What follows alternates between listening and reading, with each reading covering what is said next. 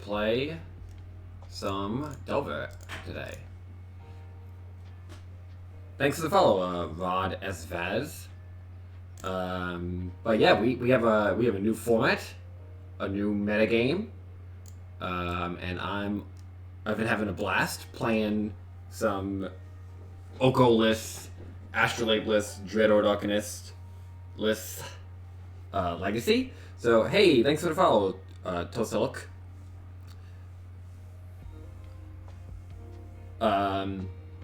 Yeah, so of course I ran a poll on Twitter about what deck to play, and it seemed to be pretty close between Izzet and Grixis. So I'm gonna try to get both of them in. I'm actually in the middle of a league right now. I'm 2-0 with this blue-red Delver deck, and then we'll switch over to some Grixis after it. Hey, Roland, thanks for the follow. Appreciate it. And I just submitted an article to Channel Fireball about all the Delver variants I've been trying and all my thoughts about it. There's a lot of different things you can do. There's a lot of options. I've tried a lot of different things. And I kind of go over all that in the article. I can talk a little bit about this deck list. I see a question, no whale here. So, Ethereal Forager is fine. I haven't been unimpressed by it. It is fragile though, and costing 2 mana, being a fragile threat, so you can only kind of play it at certain points of the game. It doesn't exactly do what I want to do. This is very, very close to the deck list that Matty Kuzma posted on Twitter yesterday. That I kind of, not only did I love it kind of off the bat, it kind of indicated a couple of different things I was doing wrong in deck building. And I think one of the things I love the most about it is that it has a lot. I cut a Young Pyromancer here, but it has 7 2-mana threats that you can just play on turn 2. And I think what that does, there's 2 key takeaways from that for me. The first is that it makes not only running 12 cantrips better because now you have more more oomph and more pressure, that your cantrips post Dragon or post Young Pyromancer are just so much more meaningful, but it also begins to replicate what it was like to have Dread Darkness, insofar as now you have the 12 cantrips to dig for a threat on turn 2 that's going to help you get on the board and apply pressure. You can't play long games with Delver as often anymore. So this deck is just kind of trying to get them dead, and it's maximizing its ability to find its powerful, aggressive threats early. And I think that's really meaningful. Oh, nice, that's sick. That's good stuff. Yeah, no, Whale is good. And a lot of my deck lists have had it. I just find it a little bit fragile. I think as things shape up, as people adapt more, the numbers, there's so many different threat options you can run in this deck. Whale was certainly a decent one for me. It's just I like the kind of leanness that this is leading into. But I guess without further ado, let's fire right up. It's been a really interesting format so far. I think it's a lot of what people were looking for. Ecross MTG, thanks for the follow. In many ways, it's calling back to Legacy pre-War of the Spark, which is something that people wanted. I think there's certainly some very powerful cards that have been printed since then. This deck has 1 Spike Dragon. Veil Summer, of course, is still really good. Teferi is still a great card. Uro is still legal, so we'll see how that plays out. I think that's largely fine, but time will tell. All right. Hey, thanks for the follow, Duton Day. Okay, so we won the die roll. We'll be on the play, and we'll mulligan. Easy. Yeah, this hand's fine.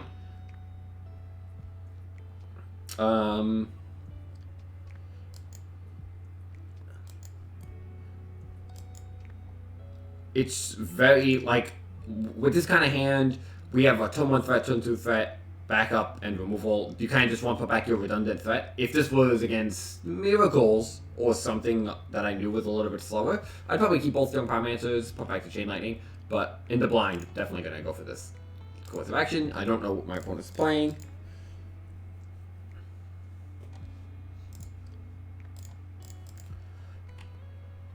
Start on Delver, and we'll pass.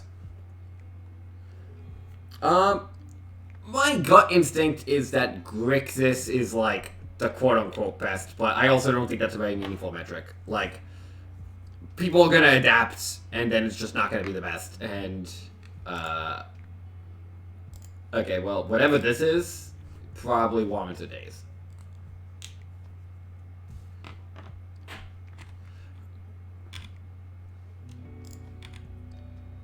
No reveals. Play a fetch, and we'll attack for 1. It's just like Delver so often exists in this space where, and I talk about this a lot, where all the Delver decks are generally good. Except for very specific times when Delver has been oppressively powerful, or a specific variant of it has been oppressively powerful. All Delver decks are usually very viable and very good.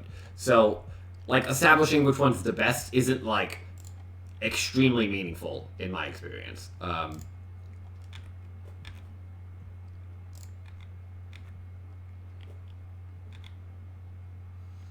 Alright, well, Force of Negation is okay.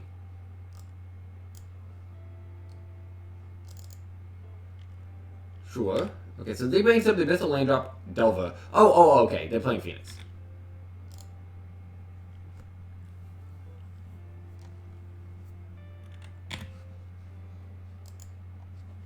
So holding up Force Negation is going to be decent, yeah.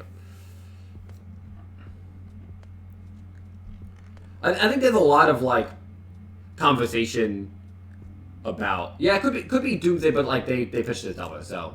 I'm pretty confident this is Phoenix. So they're probably trying to set up a Buried Alive. Sure. Okay, so now I have no threats.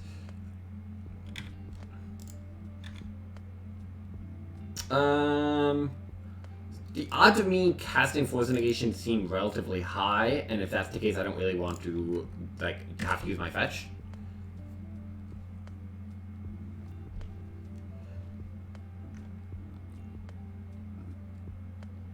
Yeah, sure. I mean, I'm not going to Force Negation that.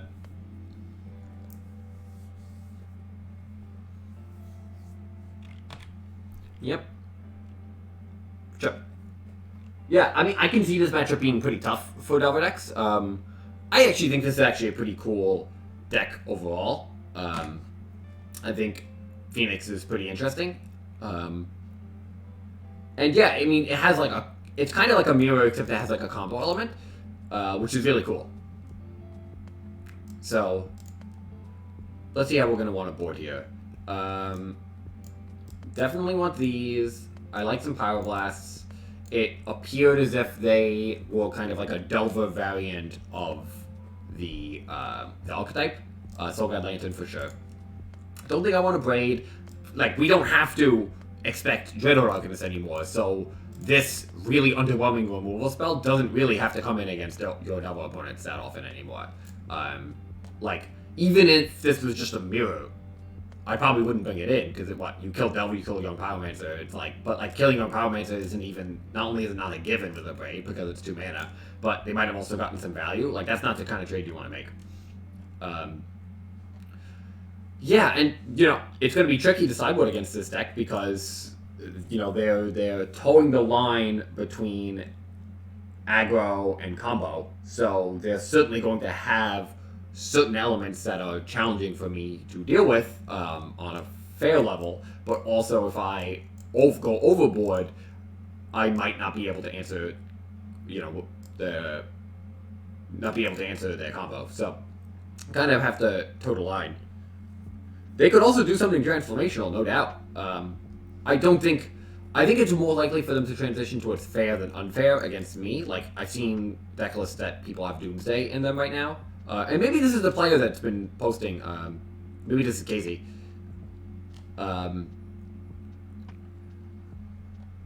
So, like, I'm anticipating going more fair rather than less.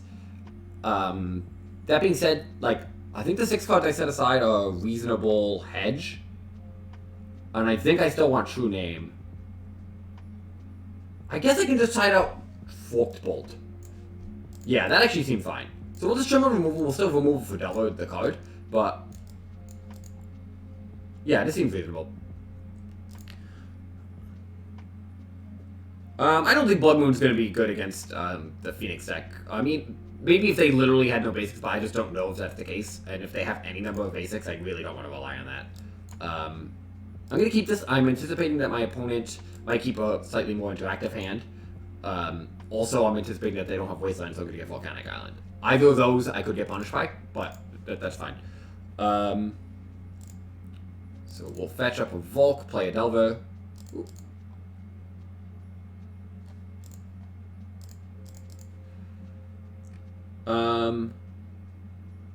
I've missed a lot in the chat, so.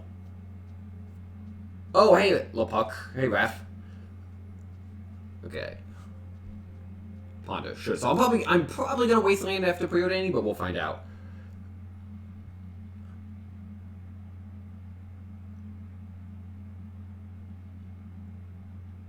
I am not missing Arcanist in the slightest at all.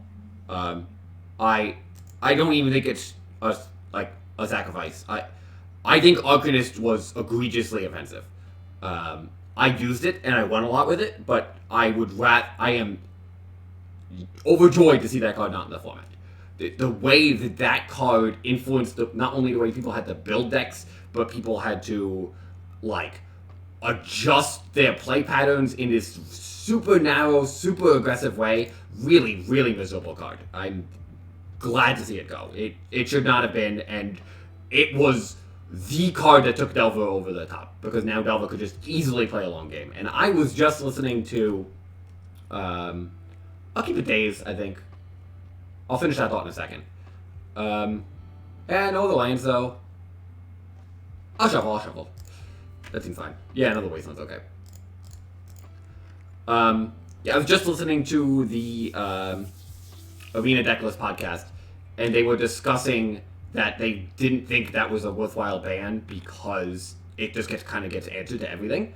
But the thing is, the pressure it puts on your opponents to have the answer is just not a fun play experience for this format. And I understand there are some ridiculous things that you can do in Legacy, but it was just too unbelievable in my opinion. They revealed Cabal there, be sure.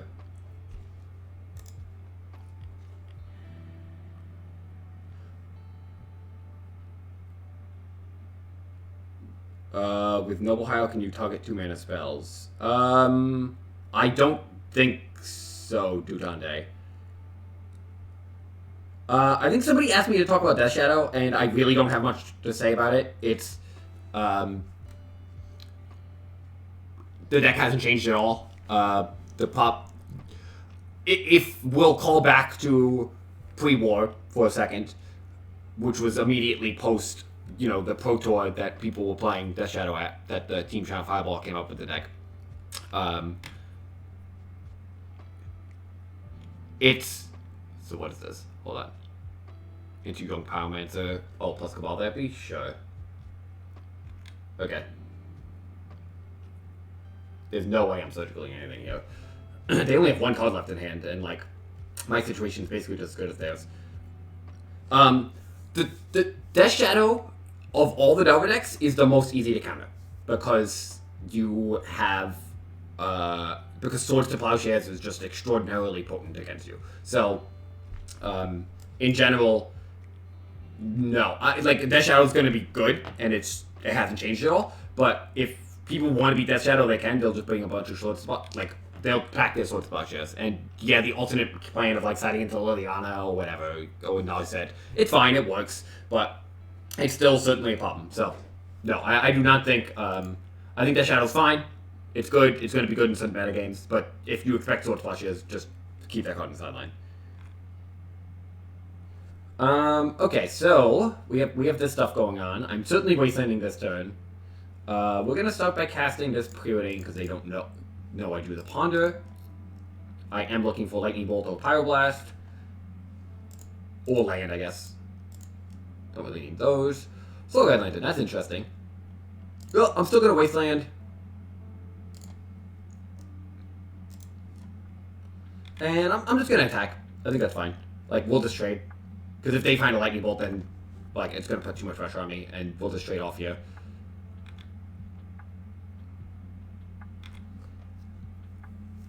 I have no opinion on Cobb Dominus and Spike Dragon. It's interesting for sure, but I do not have a strong opinion about it. Yeah, I almost never waste plus surgical. Like, I just think it's just not a super effective strategy in general.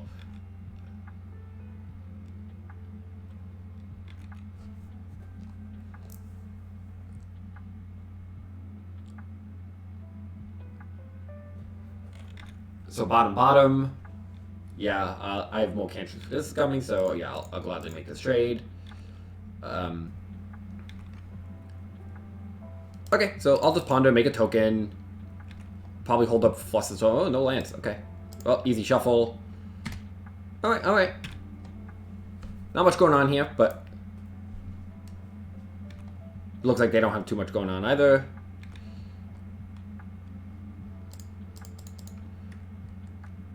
Play this.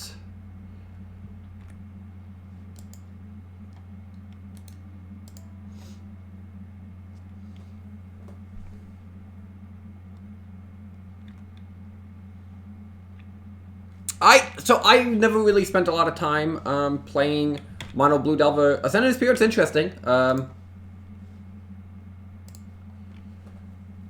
But I don't know. There are definitely better people to go to if you want to talk about Mono Blue Delver than me. That is not my area of expertise. Do that. Play Spike Dragon, number 1.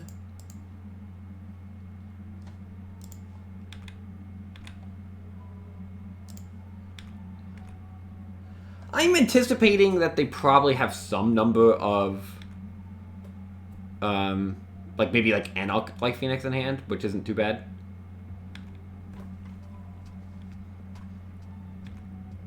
Okay, let's see what we got here. Ponder, perfect. So let's just cast Ponder. We're probably holding up Flush and Storm this turn. So it did look like they went a little bit more fair. They have Young Pyromancer. It's difficult. It's a challenging situation because like how do we effectively board to accommodate everything they're doing? Obviously the surgicals were horrible there, but if I bring them out, am I just going to lose to Arclight Phoenix? Should I be bringing out some number of dazes because it's a little bit easy for them to play around it? I don't think that's something I should do. Like Soulguide Lantern's a good hedge, but it's not even that good of a hedge, honestly. Like, maybe I just shouldn't bring in the Soulguide Lantern. That makes sense. I could bring in another Force Will. Because the thing is, it's not so hot. Like, Force Will's not so good against the average Delver player, right? Because so many of your cards are going to trade. But the thing is that it still does something against Delver, and it does something against combo. And we're going to be on the draw, so we have the extra resource. That makes sense. True Name is obviously not great because, like, it doesn't do anything against Arc Phoenix and it kind of gets exposed to, like, Pyroblast and stuff. But I think once we land it, we can maybe formulate our game plan around it. So, oh, I should have brought in Hypergenesis. See, Blaine, you just missed the metagame that people were basically doing that. Except with Tybalt. Yeah, this hand's not good against the combo orient, but I mean, I can't mulligan this. It's got an answer, it's got some cantrips.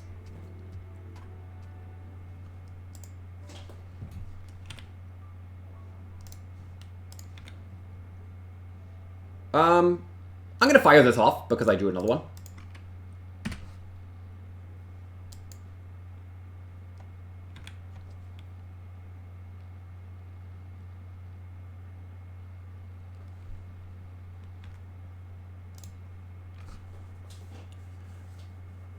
Phase of Blood Moon and the decks need basic lands. No. I mean, I think people are going to play Blood Moon, but... So I don't... But, like, that doesn't necessarily predicate that the 3-color decks or the 3-color Delver decks are going to need anything of that sort. Like, I'm just going to Lightning Bolt this now. I'm certainly not going to Wasteland them after they've pondered. All to keep the pressure off of me. If they just have Dark Ritual Buried Alive, sure, I'm gonna lose this situation. This feels like they have Buried Alive and a Dark Ritual. Because they played their line first.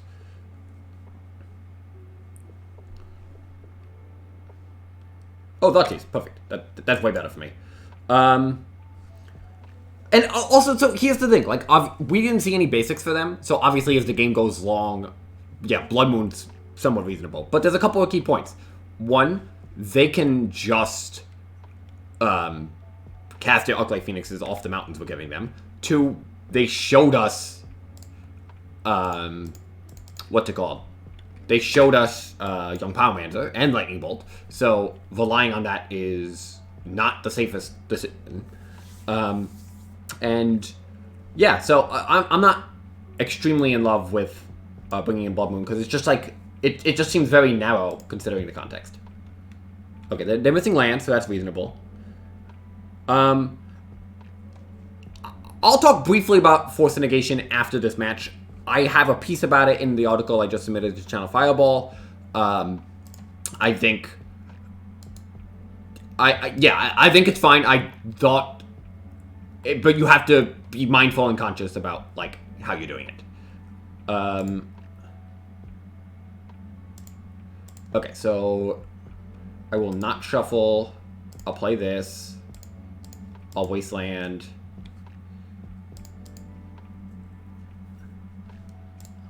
I'm going to cast Ponder.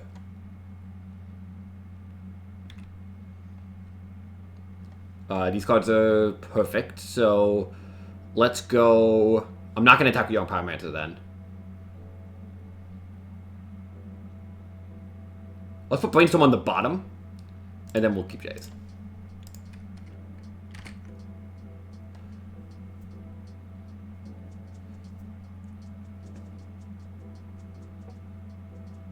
Dino Cat, I'm sorry, I don't really have a good answer for that.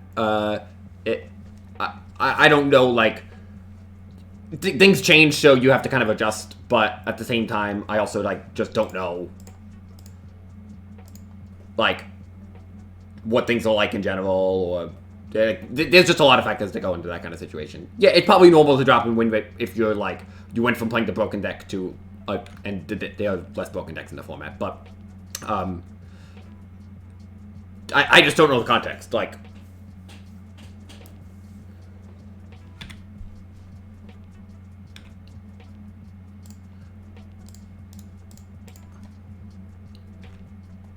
Okay, we're looking good this game.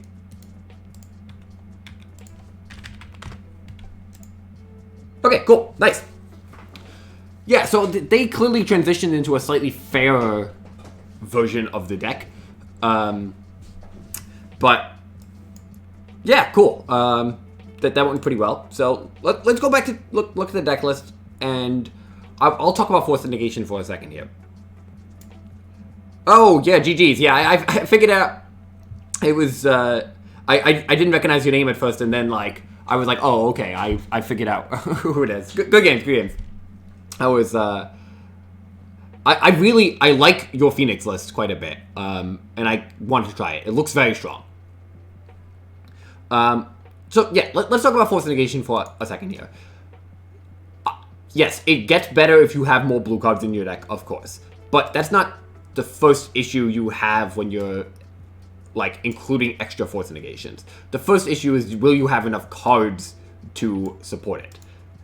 The second question you need to ask is, do I have threats that are worth protecting, or threats that require specific answers from opponents? So, I was talking about this with Lawrence, and the cards like True Name Nemesis make Force of Negation better, because, as Lawrence was putting it, you generate virtual card advantage with True Name Nemesis.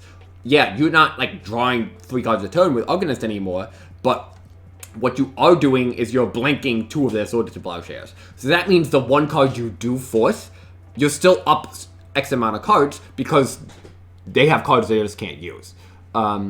So that's the kind of thing you want to keep in mind. Like, you have to watch your blue count, which 12 cantrip certainly helps, despite Dragon and stuff like that. You want threats that generate virtual card advantage, so it is better with Nimble Mongoose than it is with, you know, a card like Tomaglyph, or Hooting Mandrills. And you have to want the effect, and you have to have a threat worth protecting. You have to think about it more. I don't think it's a given anymore. It's still a great card, and I think it's pretty reasonable. But you really have to be conscious of it. Okay, so we're just gonna fire back up. That was a cool match. That was enjoyable. Terramander's a little bit underwhelming, unfortunately. It's nice to, you know, it had its moment in the sun. I love the card, but it was even underwhelming back then. It was just like that deck was well tuned and perfect for the metagame I ended up facing. Wow, that's sick, dude. 27-4. That's pretty unbelievable. Yeah, your deck looks looks very cool. I'm certainly gonna try it. Yeah, Footbolt. You don't need to kill Dread or Darkness anymore, so you can play burn spells that kill they don't have to kill X3s. So Footbolt's really potent if you expect some X1s or X2s. So.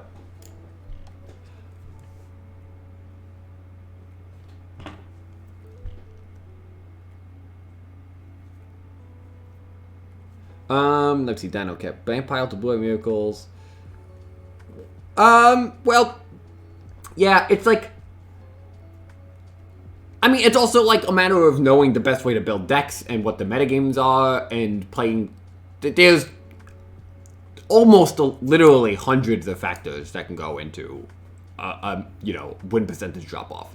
So, like, I could list them for almost this entire stream. So you have to just be mindful and conscious that there are issues, and try to identify what they are and be honest with yourself. I think that's an important thing.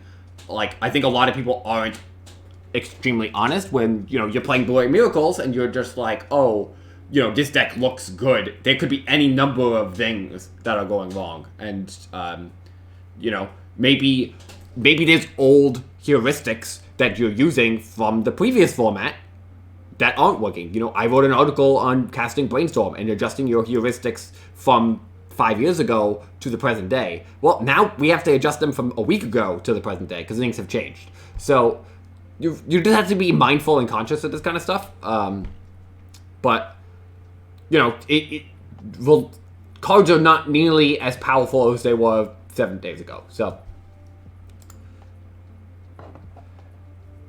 Hey, yeah, Delver's going good. Delver's going good. Oh, all right.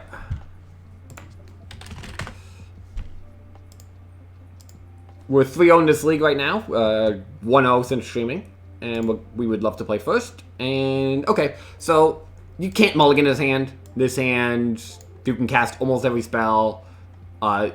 It's unfortunate because this is the kind of hand where you have to get Basic Island, which does kind of stink because you can't cast all your spells. But if they Wasteland us, then we'll just lose. And if they don't, like, even if we miss, we can still cast a couple cantrips to try to find it. Yeah, I also agree with that, L-Dub. Like, trying to find, like, the right version of like, Miracles is going to be very difficult. So they mulled to 5. Barring any other information, that kind of makes me want a cantrip because they might be something like a Chalice deck, or I think that's fine because I want to find a land really badly anyway. I'm not confident in this.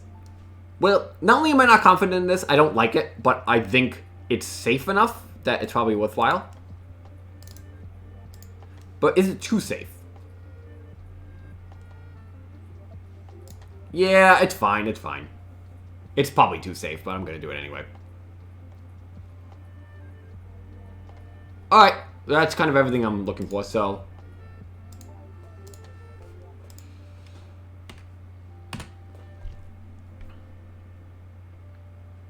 Chris. That's just not understanding things.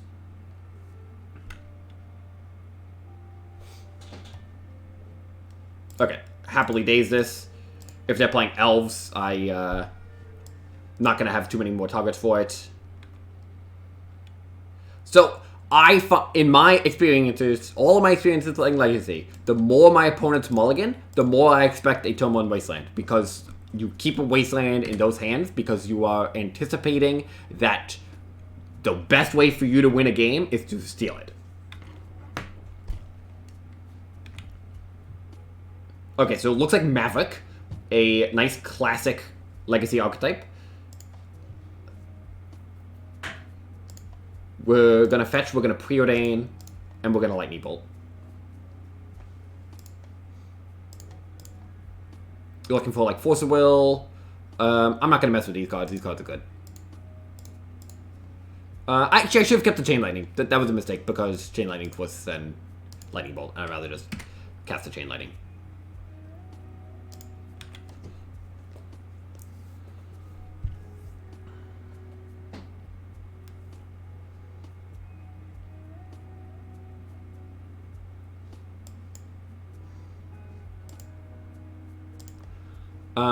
I don't, against the Birds of Paradise deck, I don't think it's particularly likely that I need to hold up Spell Pierce. So, I'm just going to play Spike Dragon and Ponder.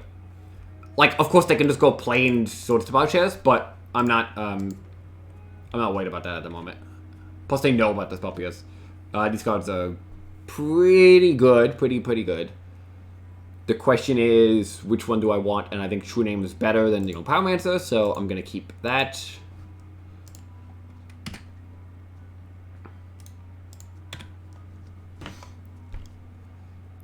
Hey, and thanks everyone for checking out. It's nice to see people come out, watch from Delver, watch me, fumble my way through this as I learn a new format. Okay, looks like they should be dead. Now I will hold up Spell Pierce instead of chaining them, because they're not dead, and it doesn't change the clock once this True Name resolves.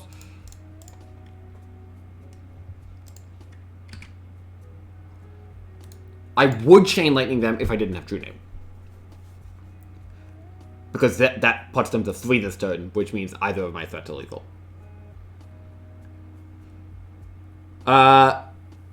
Yeah.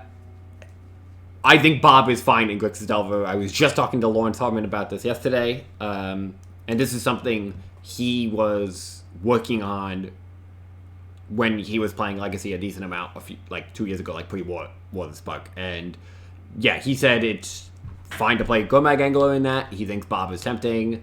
I do think it depends on what you're playing against. Bob is, it's ostensibly good against Delver, right? Because you're drawing 2 cards a turn, but it dies to everything. And it's good against slow decks because it's a threat that they have to answer right away, so it pulls a little bit of that Dreadhorde Arcanist weight. And it's good against combo, but it's not, super well-sized, it's fragile. Okay, Blazing Volley definitely against the Dried Up Birds of Paradise deck. A Braid seems fine. I mean, you'll get the taste in watching this that I really just don't like bringing in a Braid against creature decks because it's just so slow, but it's fine, it's fine. Bring these out for sure. It is some question as to whether I want to Force Will or Daze. Of course, you don't really want to trade. Maybe I'll just do this, and I'll bring in Brazen Baller. Yeah, that actually looks pretty good. Yeah, I like that. Cards I'm concerned, if this is just Maverick,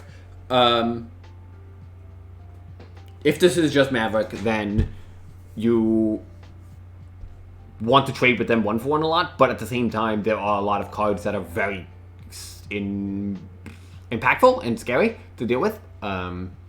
Choke is basically #1 on my list, so I've lost to Choke many times from this deck, so hey, thanks for the follow, Mrs. Snuffleupagus. Yeah, Bob's the kind of card that's potent enough to warrant adjusting your brainstorm heuristics. That being said, Bob doesn't take over the game the way Dreadhorde Arcanist did. It does dominate a game, but it's not quite as powerful. So you have to kind of approach it kind of mindfully. So I think the thing is, it's not. How do I frame this? It's not that Bob is that different than Dreadhorde Arcanist. It's that with the loss of Dreadhorde Arcanist, Oko, and the decrease in relative power of the format overall for all decks kind of across the board, you need to be trading resources and managing your resources more efficiently, and thus the failsafe exists more.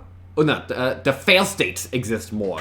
Because if you brainstorm to try to set up your Bob and fail to find that Bob, now you're down a pretty key resource later in the game, which is the brainstorm. While before, it wasn't just that you could find Dreadhorde Arcanist, it's that you could find Oko, and at the same time, finding the answers for their Dreadhorde Arcanist was really important. So it's not just like Bob changes the heuristics, because Bob's strong, and sure, you should change the way you play with a Bob, but you have to be kind of conscious about it. I've not already played Grixis. This is the second match. We have Grixis queued up after this. I was already in a league with Izzet. I was 2-0. I just won 1. This is round match 4. I'll finish this, then I'll play some Grixis, and we'll do some chatting about Delver along the way. I do have an article coming out pretty soon. Just, nice little a thick boy article. So it's got a lot of stuff in it. Yeah, Bob Pozzolo definitely seems reasonable. I mean, Bob's a pretty good card. Could you show some interesting list of Delver Grixises? Let's see. So we have a hot second here. This is the Grixis list I'm going to play, and this is I 5-0 with this early in the week. I chose to play it kind of in response to Jarvis Yu playing. This is his main deck plus a sideboard that I really like, and this is definitely one good direction to go with the deck.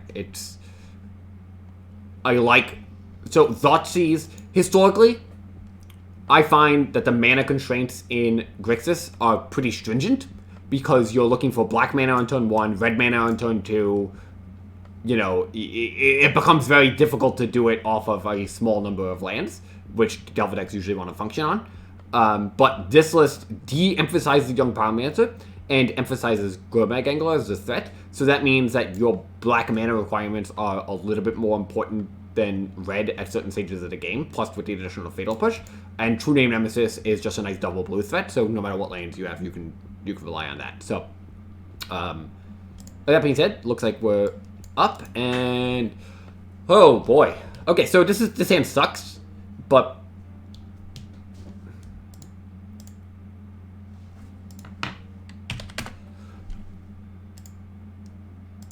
True Name is very effective against these decks, though, and Blazing Volley can slow them down. We have 12 cantrips in the deck, plus a bunch of removal. I'm gonna keep this, but do as I, don't follow my actions. I'm okay taking the risk for the sake of the viewer.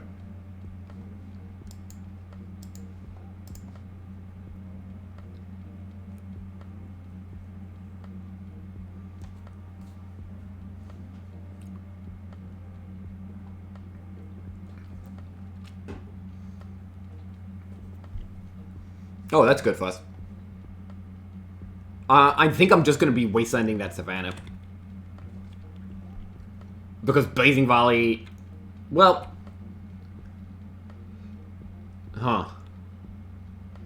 I want this Blazing Volley to be as good as possible. So I would like a world where they go...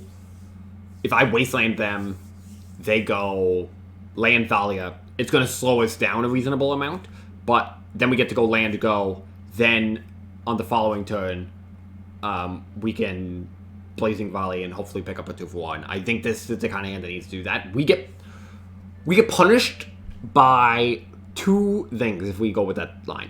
One, if they play Stoneforge Mystic as their 2-drop. I don't care about many other 2-drops, like Sylvan Library is fine. Like, it can be annoying, but it's not like going to take over the game like a Stoneforge Mystic.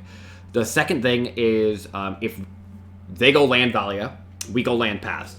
They just don't respect Forcible or Daze and just slam a Knight of the Reliquary on the following turn. That's going to be a little bit tricky for us to deal with. But this True Name Nemesis is pretty reasonable, and I think this gives us the best chance to get the best value. And if they just play like Mother of Runes plus Noble Hierarch or something, that's going to be really good too. So I'm anticipating Land Valia, and then I'm hoping that they don't go Night of the Roquite. Oh, that's not a Dahlia. Okay. Yeah. This is what I was trying to set up. And it's not that this was a guarantee to happen, but really what I was doing was evaluating the texture of my hand and establishing what worlds this hand is going to beat my opponent.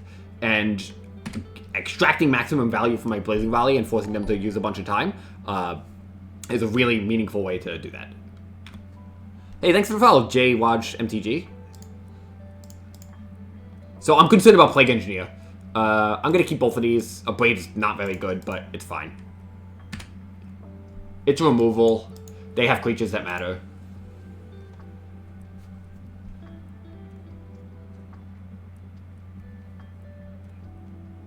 Knight, sure. Yep, I mean, that's certainly a problem. This deck really doesn't have any way to deal with it. I guess I did bring in Brazenbauer, and True Name is pretty good. Get the island.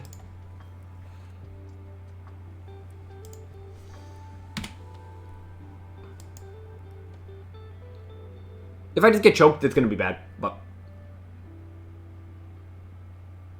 Yeah. Okay, I mean, Plague Engineer is a serious problem for True Name, so there's no doubt.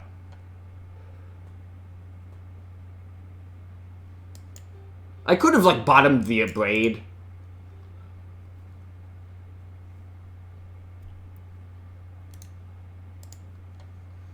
So on the play, because we're not 100% guaranteed to lose this, but I don't think we're going to be winning this. Brazenbauer is decent. So what? I can use my life total as a resource.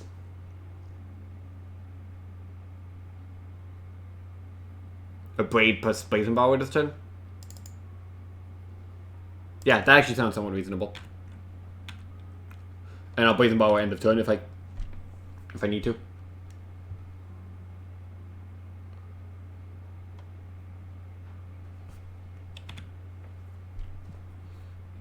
They might wasteland themselves too. So let's go destroy.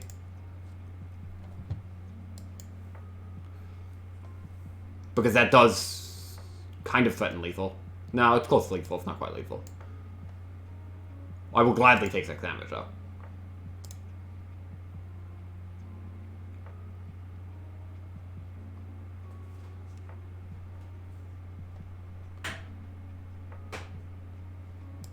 Okay, they missed a point.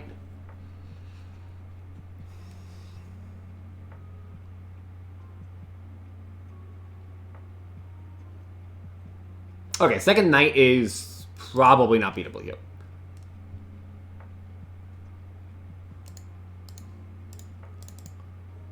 Because I don't think I have any outs to this.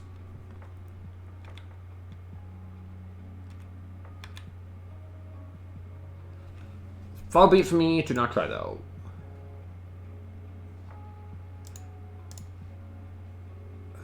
Yeah, we'll cast some spells. Make them think I have an answer. True Name. Well, if I found that last turn, I could be okay. Or, like, off of my Ponder Shuffle. So, let's go bottom. And we did. Alright, no big deal. We're okay. As I said, that was going to be the problem no matter what. Okay, so we're going to bring in a Daze, and we're going to bring out a Forcible. You really... They do have problematic cards, but you really just don't want to be trading 2 for 1 with too many of their cards. You want to be saving these forces for Knights and Chokes and stuff like that, but... I don't like Blood Moon in this context. I don't think we need Winter Orb. Soul Guide Lantern is kind of interesting, actually. Because it's just like cantrips in a lot of circumstances, and it just like makes Knight a little bit easier to manage. But if I'm exiling all the lands from the graveyard, like, that's such a bad use of a resource. Yeah, I don't like it.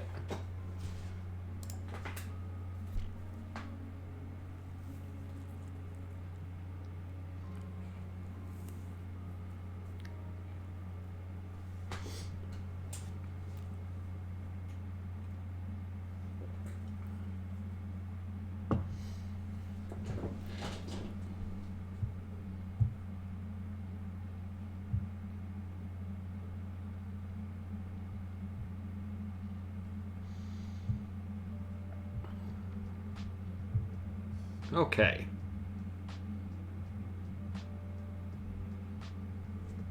Yes, in this matchup, I think I would. I think I'd play Relic because it's not nearly as bad of a resource exchange. Yep, I can't mulligan this. I just need a mountain.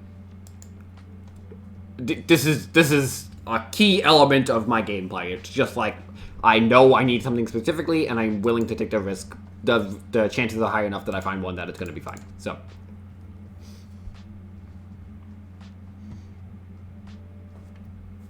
I'm not getting a volcanic here. It's just way too risky against Maverick.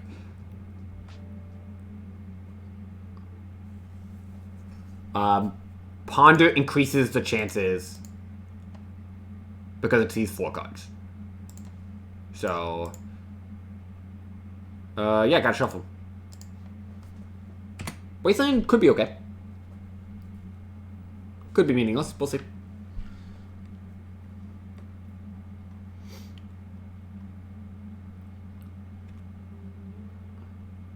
Okay. Yep, just gonna maximize chances of finding a red. Which we did. Okay, so I like to name, but it's a little bit difficult to cast in this circumstance. I think I'd rather have the cantrip.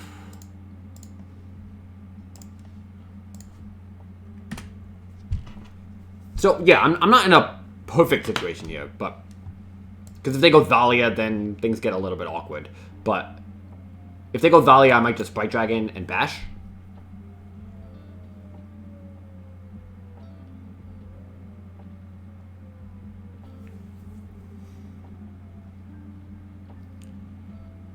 Oh yeah, Chris, getting in that Bright Dragon action. Oh, that's good for me. Sure, I mean, Blazing Volley is going to be better in that world. Yeah, so I'm just going to Spike Dragon and Wasteland.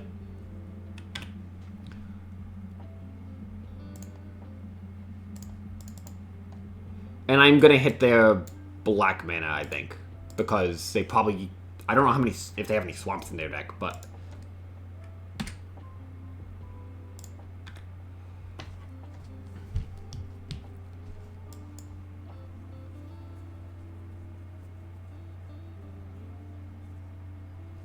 Okay, that's fine.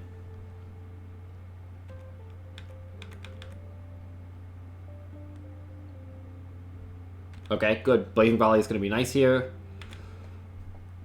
Still concerned with Knight, as per usual. Concerned with Choke. But Choke we can beat. Like, if they don't have a Sword Splasher, we can definitely beat a Choke. Yeah, Ethereal Forge is worth playing. It's just, kind of depends on how you build your deck and what the metagame shapes up to be. Okay, this looks like Choke. Oh, Tile Striker, sure. That's not a problem. They also didn't Sword Splash with me, so... Preordain. I'm definitely going to bolt it. Plenty of removal. So...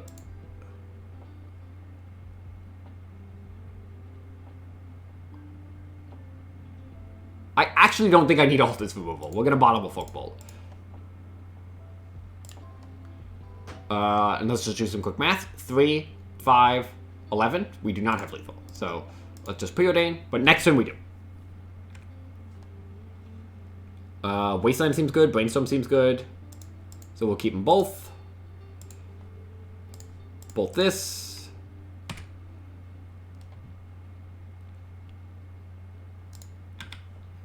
Okay, well now it's just like, can we just dodge the Sword Splashers?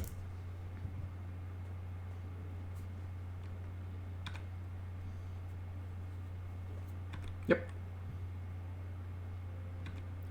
Okay, well, if they have nothing, then we got them. So, because 6 plus 7.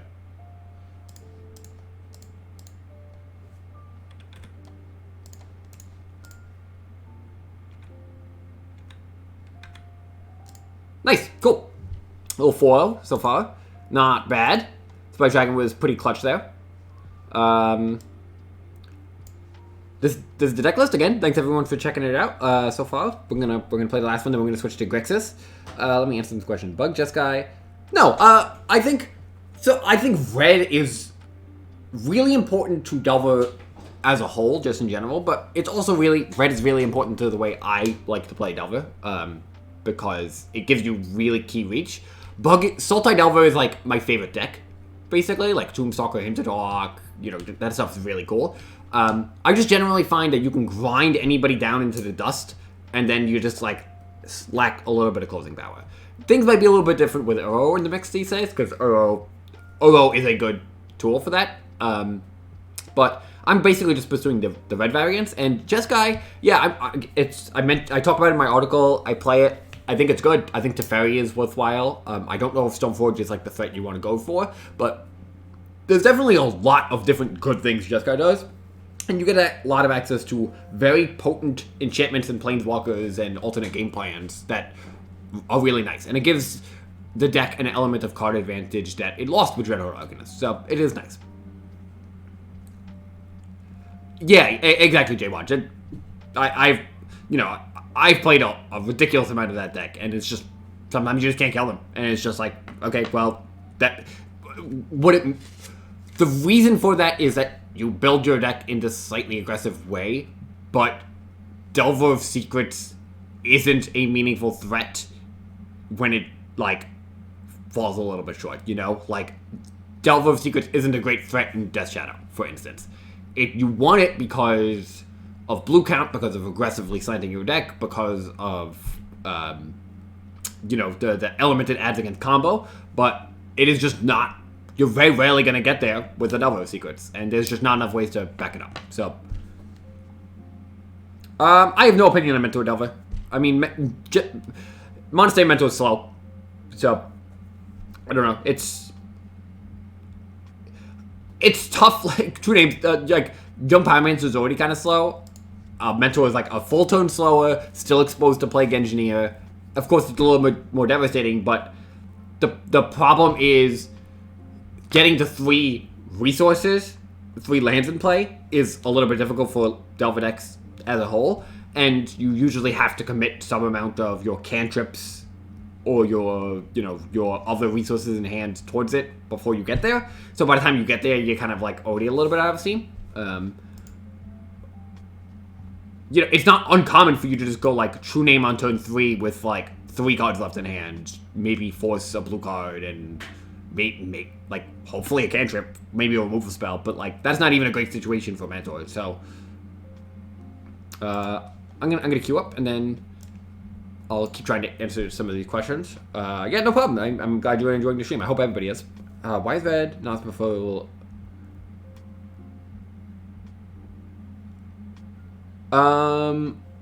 Dude on Day, I'm not sure I understand your question. Are you asking in Grixis why emphasize black over red?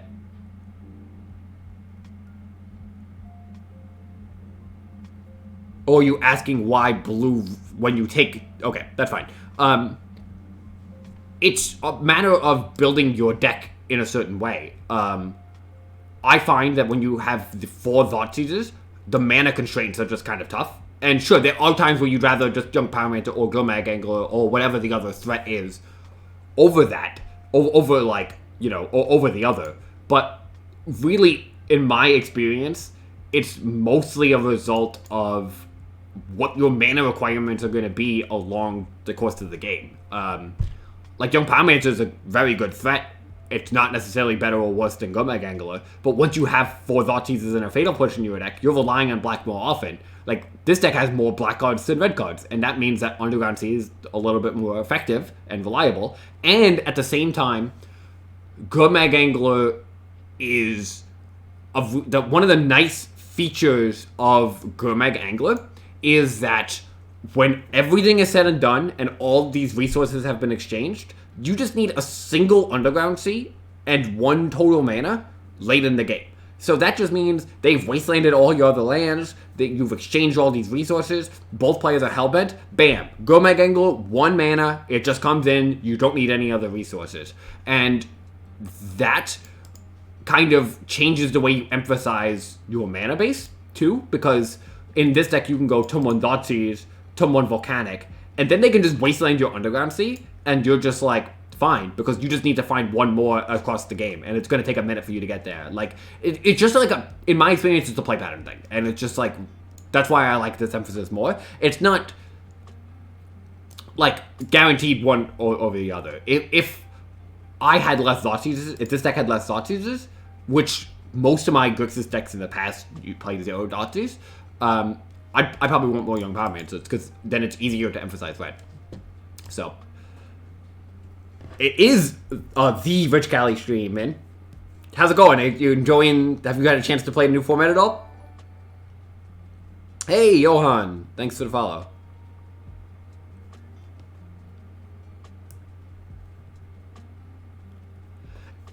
The thing with, like, card evaluation, deck building, all of this kind of stuff, is none of it's monolithic. That's a key feature. Like, it might seem like, oh, you're playing more good Mega Anglers. Good Mega Angler is better than Young Power Mancer. That's not really the conclusion to be drawn for that. You have to kind of, like, ask the questions leading up to that and understand everything in context. Okay, we're on the draw with a good hand against combo, so we're going to keep this. Nice, man. Yo, it's going to be cool to see what you bring in with the Tundra Vials. In before 4 Terminus, 4 Counterbalance. Yeah, Winter Orbs. Winter Orb is for slower control decks and like lands and stuff like that.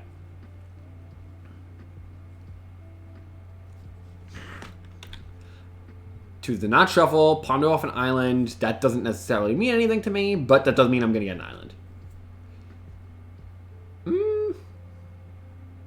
Yeah, so that's an interesting draw, but that means I still get to preserve one fetch land for another basic, and that means I can go Scalding Tongue, Preordain, then Volcanic Island, Darn Pyromancer, and not get Wastelanded until 1, which means I can play my 2-drop.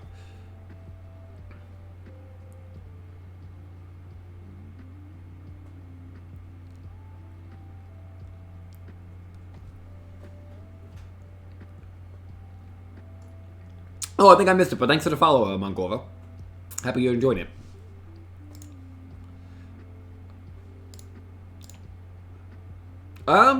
It's kind of hard to bottom a blue card for Force that also is a threat, so I'm just gonna keep this White Dragon.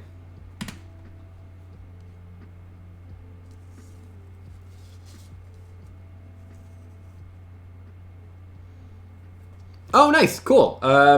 Was it the one from SCG Philly, where I played in a Classic?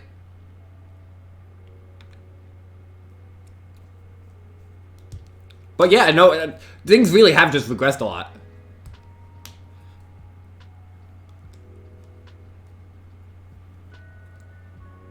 Cool, yeah, that was... I like that deck. That deck had a lot of mentors in it. Okay, so this could be... Ooh.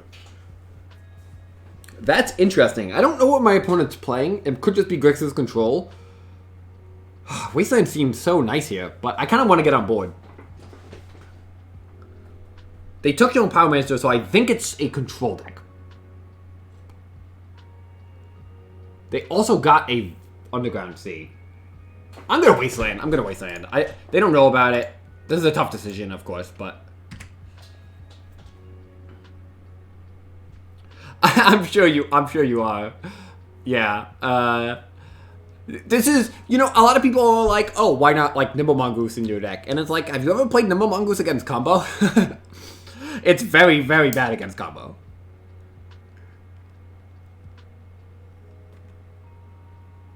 Okay, so they played Wasteland, so they're doing something.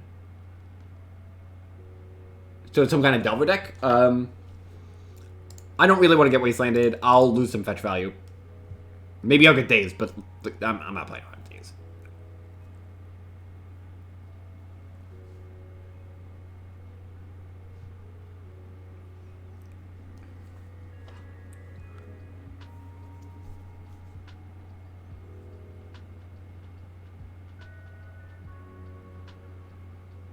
Yeah, it could just be Grixis with an island. It could...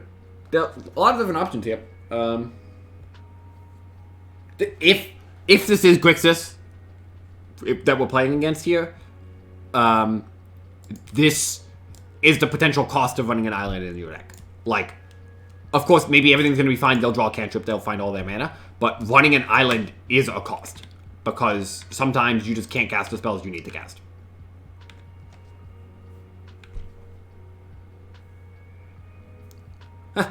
I used to be in the blue-white hive mind.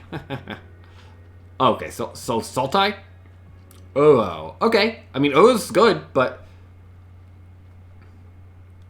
Of course I'm not forcing it, and...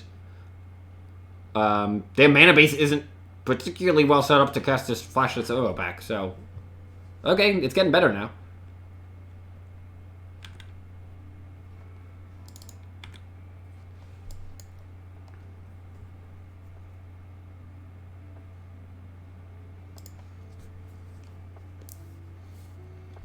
Yeah, I haven't played against a Sultai control deck yet, and I'm kind of excited. It seems strong, and it's the kind of thing that... This is probably the... I've played against a lot of decks that I have a lot of experience against so far. This is the one that's like... It's kind of a new take on it, and it's kind of exciting to play against it. Because I don't really know what the best approach is going to be.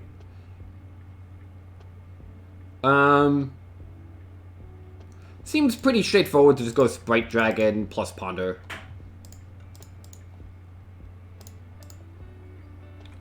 This kills pretty quickly.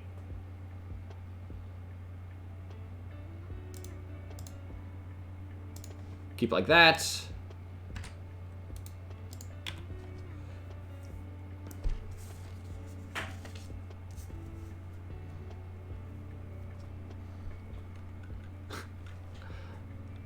Okay, so... Let's see what they have here. Another Uro. This is fine. Yeah, Sam, you, Pernicious Eat's sweet. That's definitely one of my favorite cards. I certainly don't have quite the, experience you do with the card, but very sweet card. Okay, that's fine.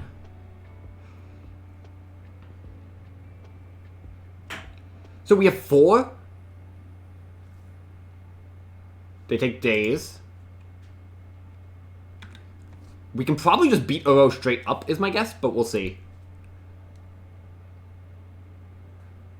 Okay, so I'm just going to force that. They have 1 card. So 6, 8. They bring back Uro.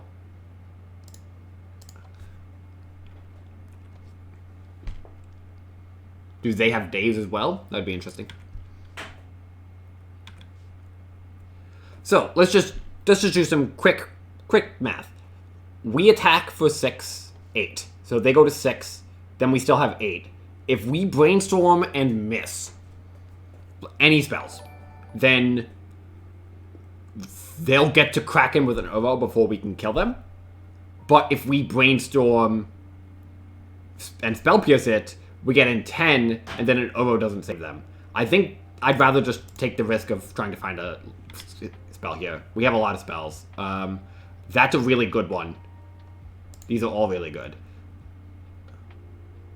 We're really close to killing them, but we can't quite get that down here.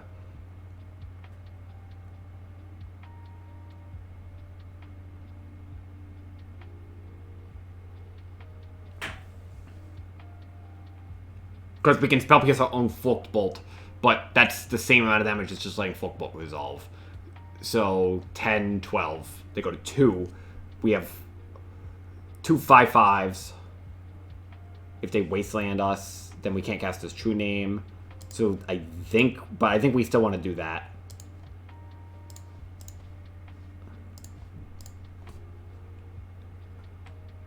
Yeah, because it's the same damage. They can't deluge. They need to have Strix, and Uro's not good enough. So they need multiple removal spells.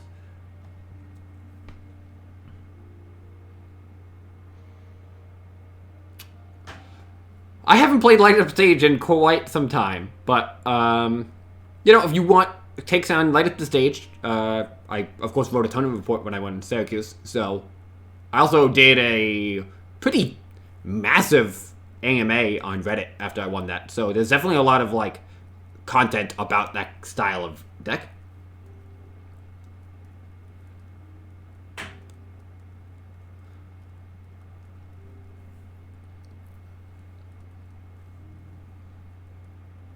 Uro's not good enough straight up.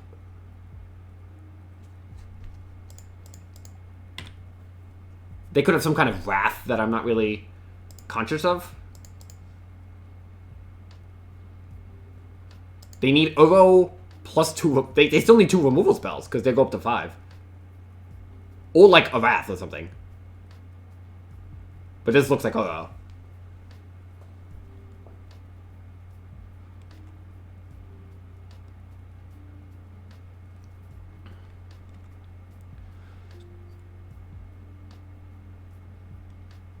They have double Fatal Push. Okay. So,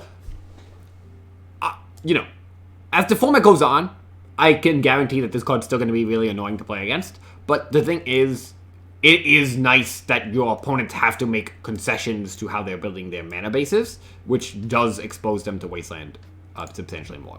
So, this is the kind of deck where you want Winter Orb. Blood Moon also seems somewhat reasonable. They did have basics, but it looks like they have stringent mana requirements, so that's kind of nice. I definitely want Soul Guard Lantern. I don't think I want Surgical. Force Negation didn't seem that good. Chain, Fork Bolt don't seem very good. Oh, I missed follow, and I just got one. Thanks, Blackhawk and Sidiovsky. Thanks for the follow. So we have 7 cards coming in. Daze kind of looked mediocre. So did Spell Pierce. I don't think I'm not going to go all my Dazes. They showed us Baleful Strix, but that doesn't make me want Chain or Fork Bolt anymore. Let's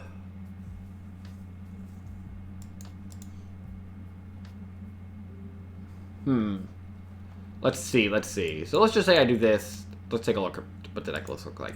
Is it even right to have double Blood Moon here?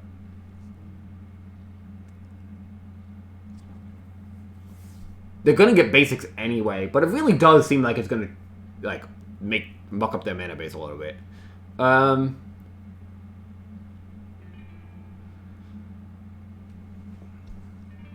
the draw, it seems fine. Yeah, maybe I just don't want another Daze. Oh, it's just, like, so naturally good against Daze.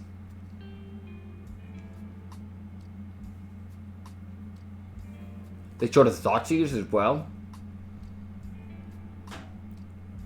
I'll jump off Force Will, actually. That seems reasonable. I don't love... Like, Fork Bolt's only, like, good against Strix when they have 2 Strix. Otherwise, it's just, like, slightly better than Lightning Bolt, which is fine, but I still have Pyroblast. And, like, I would consider Surgical, in general, overboarding for Uro. I don't think... That was my stance from the previous metagame, and I think it's still going to be the case here. And I'm just going to assume that that is true, and I'll kind of adjust as I go along.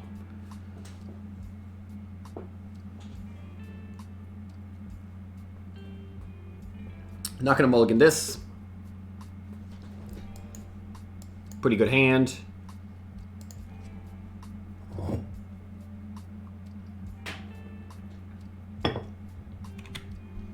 See what we got here.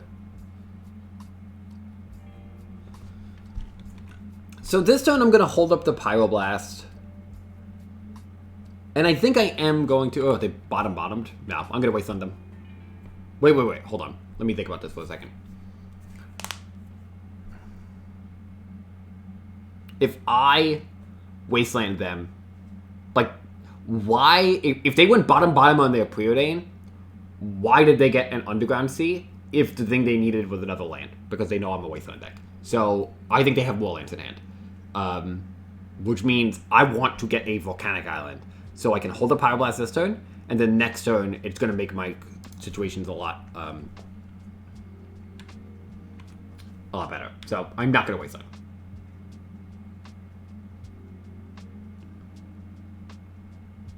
I'm also not going to Power Blast up here. They showed me enough blue cards that... 2 cards on the bottom. Okay.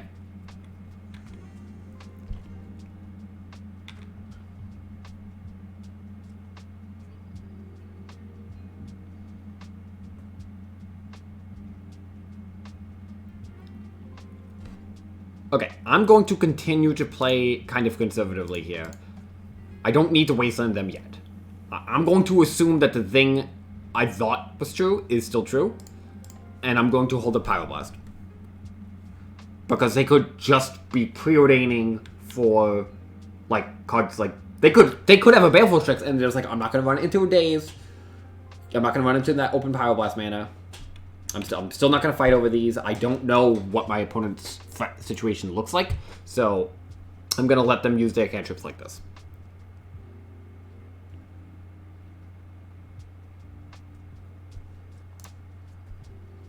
Okay, they don't have more lands. So it is interesting that they just delta'd up in that instead of an island. That is not what I would have guessed. Mountain, no, and I will shuffle.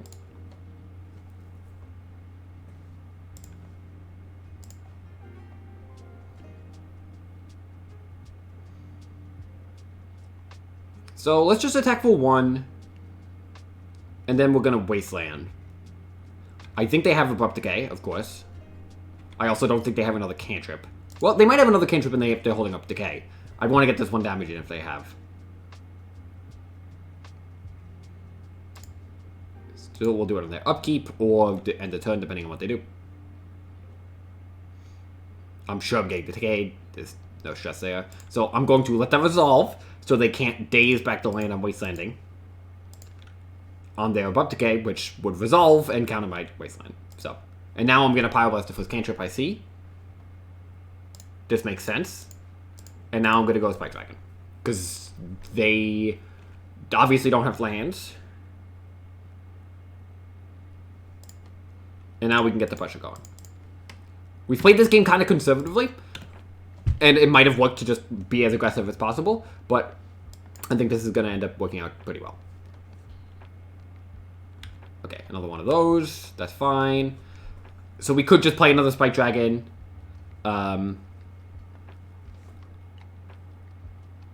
Which is fine. Yeah, that's fine. I'm a little concerned with Toxic Deluge, of course, but... lots of good follow-up. Okay, they've had enough. All right. Nice. Picked up a 5-0 with this Izzet Delver deck.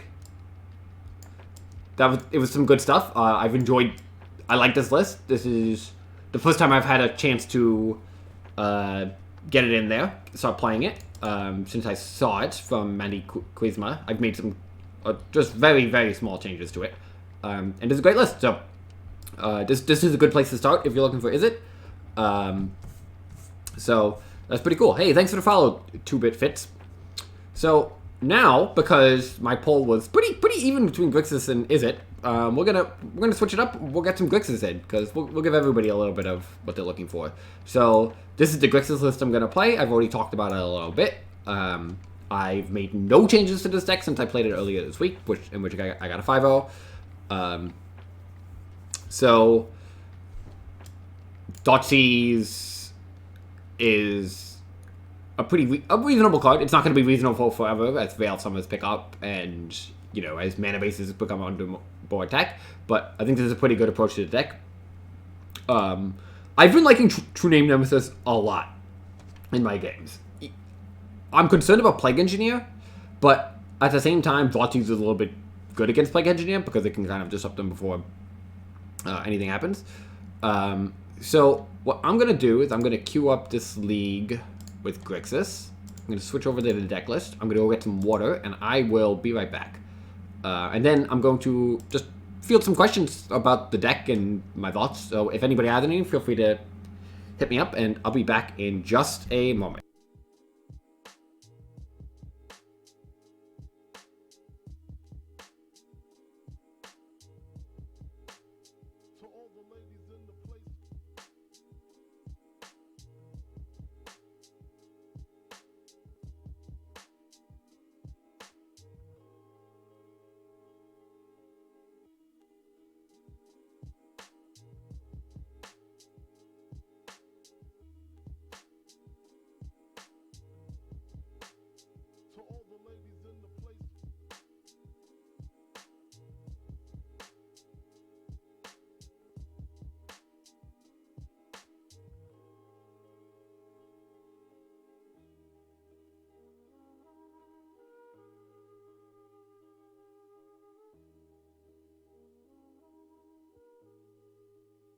To all the ladies in the place.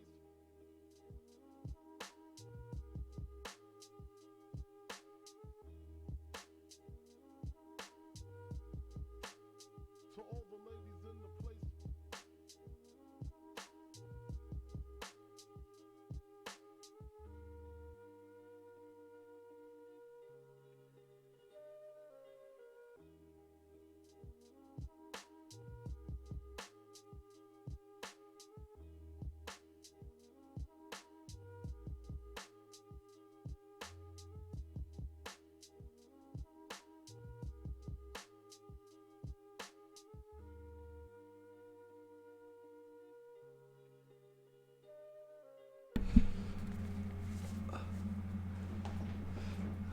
Alright, I've returned. Oh man, I didn't even... I was like, why do you keep saying that? Oh lord.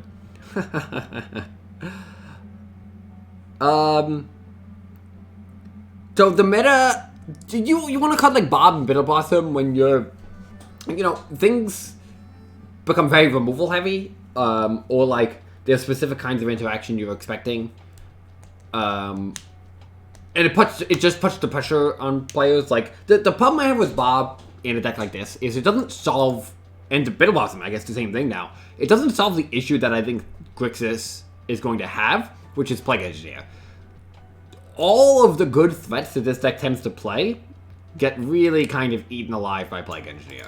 And it's kind of difficult to manage that situation.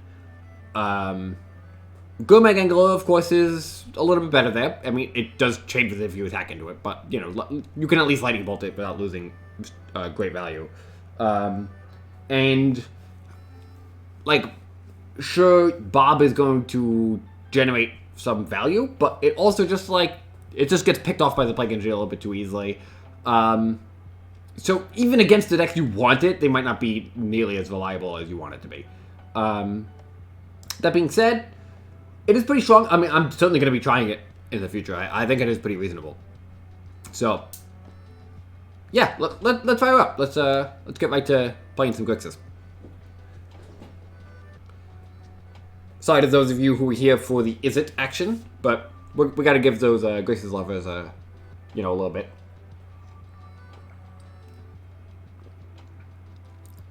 I think these two deck lists are the front runners for me.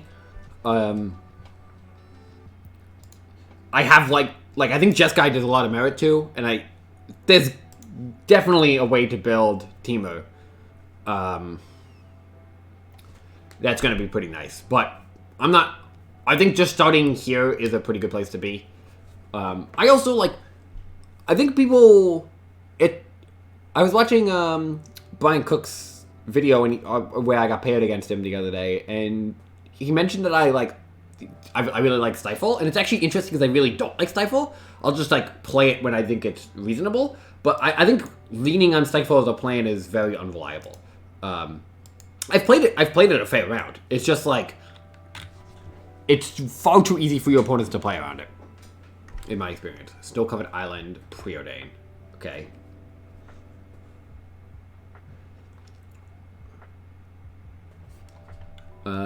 So don't know what that means yet, but I do know that this hand is pretty reasonable.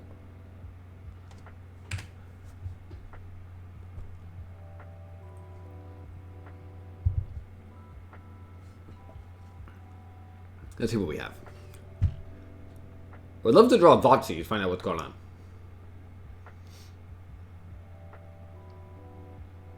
Could be Sneak. Could be some variant of Sneak. We went 5-0, Ken Sports Fan. Oh yeah, looks like that's what we're facing now. Which, I mean, we have a good hand for that.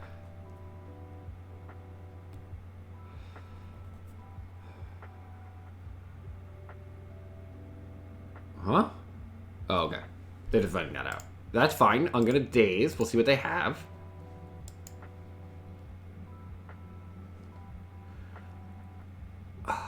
So I can hardcast Force of Negation. I'm gonna force this pitching Brainstorm.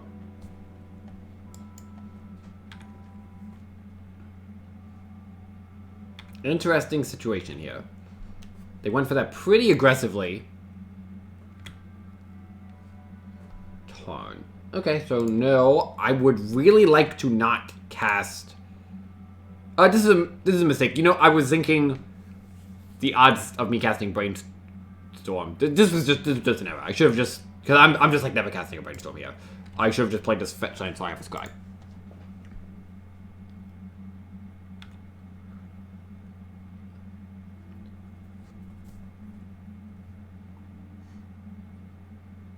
Okay, so they went one top, one bottom, and played nothing, which makes sense because they have a city. Thoughtseize. Great draw. I'm still just never cast. I'm not going to cast this. This is my blue card, so. Let's get Thoughtseize, find out what's going on. Daze, Gristlebrand, Ancient Tomb. So we'll just take the Gristlebrand, leave them with a Daze, which I suppose they didn't have when they went for it earlier, so they've drawn that since. That also means I'm not going to be likely to alt cast as Force Negation. Okay, that's fine.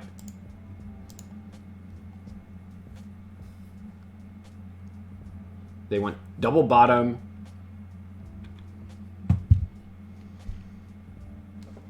That's good, that's good. So now I'm going to play it, because what I'm representing is Force Will plus Force Negation. And the thing is that even though they have this Daze, it's possible that there's a situation where I'm going to Force a Will their card, they'll Force Pitching Daze, and I'll Hogcast Force Negation knowing that they don't have that much left. Yeah, that is interesting, and then they just decided to run into the Daze that way. Completely agreed.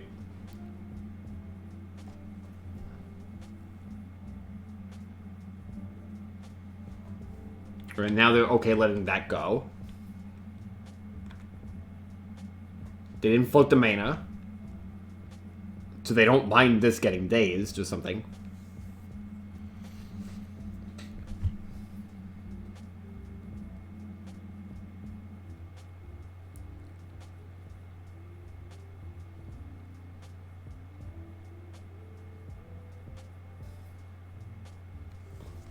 Petal. Okay. Okay, so I am going to Brainstorm here. Bolt is worth drawing because it cuts a turn off the clock. We still have force, double force up. I'm going to put an upkeep stop.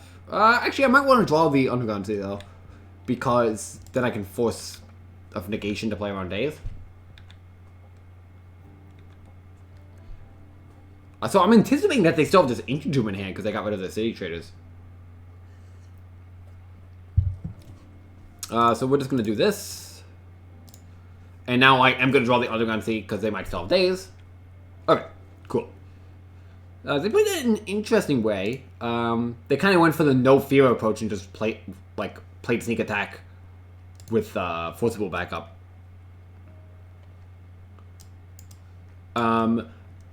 This deck is one of the ones where you're going to get paid off for having Thoughtseize in your deck. Because unless they're Splashing Veil somewhere, which they might be, in general, you're kind of looking for Thoughtseize in the matchup. It's very, very, very potent. So we're going to bring out the cards that don't do anything or that are otherwise slow. I'm going to cut a Bolt. I don't think I need all of them. And actually, maybe it's just right to cut more of them. And then it's a question of, is Surgical better than any card we have in the deck right now? Because if this is the deck, let's take a look. This is a pretty decent configuration. Now, Lightning Bolt doesn't do much, but it does kind of turn off the clock.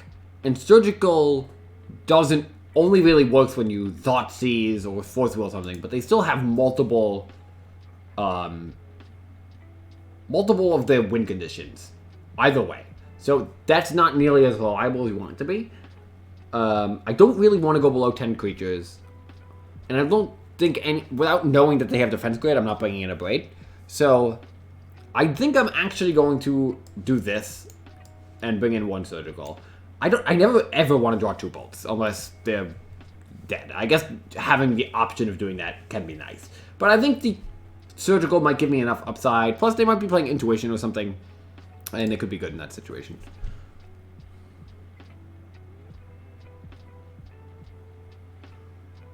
I've been happy with Thoughtseize. I could easily see cutting them.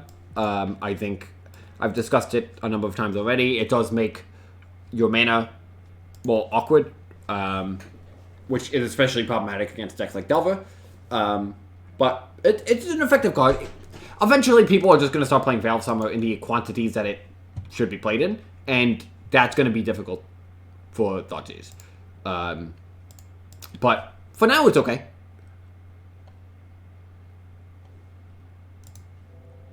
Yeah, I also... So, my plan against decks with Valve Summer is probably to leave in the Thoughtseizes and bring in Flusterstorms as well, to try to, like, fight them in a different way. That being said, Veil Summer is very problematic for Thoughtseize, so, nope, you know. I think it's totally reasonable to just not have them in your deck. I am no lover of Thoughtseize in these decks. But it seems reasonable right now, but it might not be forever. Hey, thanks for the follow, Rotten. CTM. Okay, 4 cards. Gristlebrand, Lotus Petal, Simian Spirit Guide, Fluttershan. Well, we're going to take the Gristlebrand. It might make our Thoughtseize kind of bad.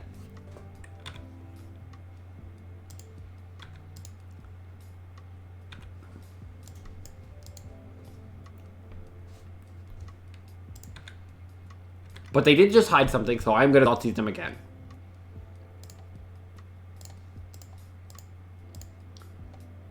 Sure, that makes sense.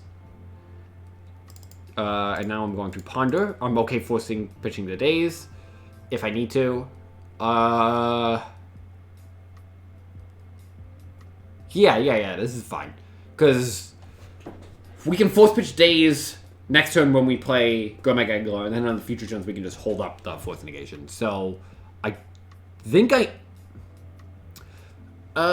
keeping the Wastelands awkward, because if they have Boseiju, it gets to be a problem. But the thing is, if they have Boseiju, it's going to be difficult for them to set it up in a way that's, like,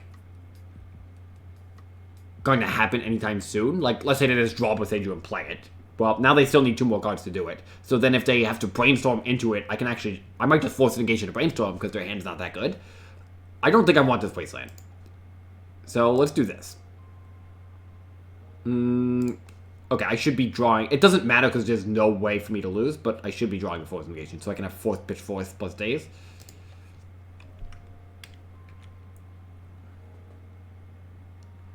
Yeah, I think Flusterstorm's a good approach to Veil Summer. It, like, gives you... I mean, Spell Pierce too. Spell Pierce does something similar. So, it just gives you a little bit of a, like, cheap way to interact with what they're doing. Preordain, I'm not going to fight. The most they can do next turn is go Show and Tell with a threat in their hand. So, that's not too concerning of a circumstance for me. Hey, thanks for the follow, Hoodie Weather. So now I'm going to get a Volk. Do this.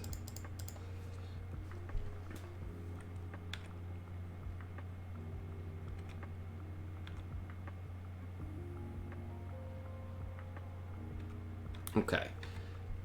So we're looking decent. I'd rather just... I already have... It's not really changing my clock too much to play that Delver, so they go to 13. I guess if it flips, it's a 2-turner. No, but it's still a 2-turn clock anyway, because I'm going to bolt them down to 13, down to 10, and then 5-5, as opposed to bolt them to 10. Yeah, it's just... It doesn't change the clock, and now I might want to force pitch that. Okay. Land I don't care about.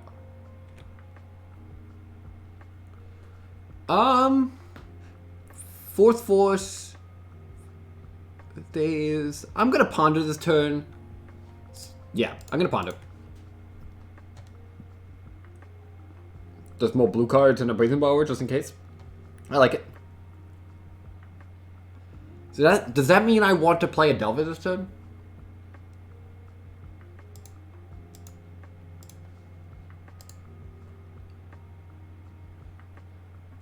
It doesn't change the clock though.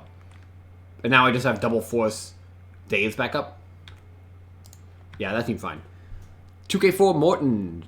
Thanks for follow. Hope everybody's enjoying some Grixis in the new format. We went 5-0 with Izzet. That was a lot of fun. It doesn't change the clock because we have Lightning Bolt.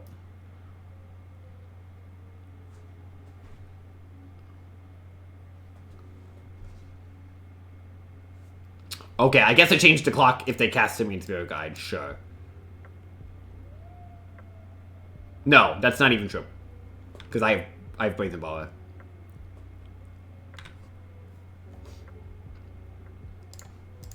The secret hidden mode of cast Simian Spirit Guide.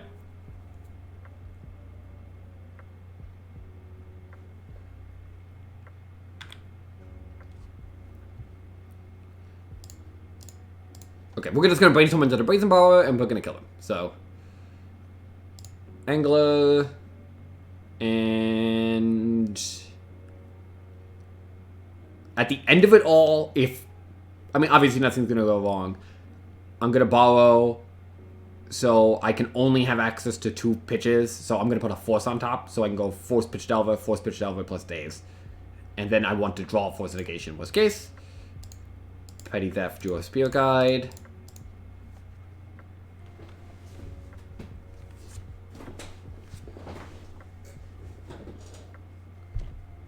Cool, nice.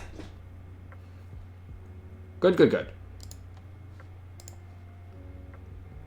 Alright, so 1-0 with some Grixis. And yeah, we'll just keep it up.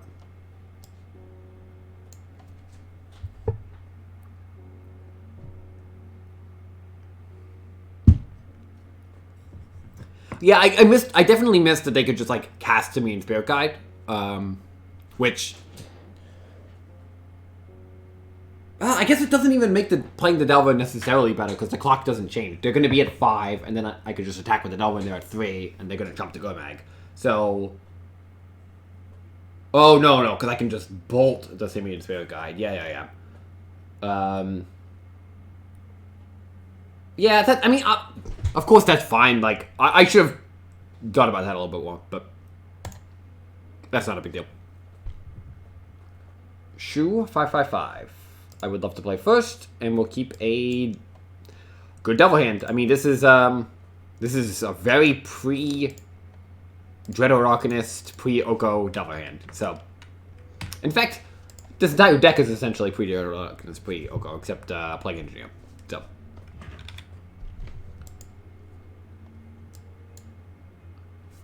okay, so True Name's good against that. There could be problems in general. Like, this might not be... Nibble Mongoose can be really good in these situations. I am absolutely playing around Cypher where I can. So we're going to ponder here. I'm looking for Gurmag Angler. Wasteland.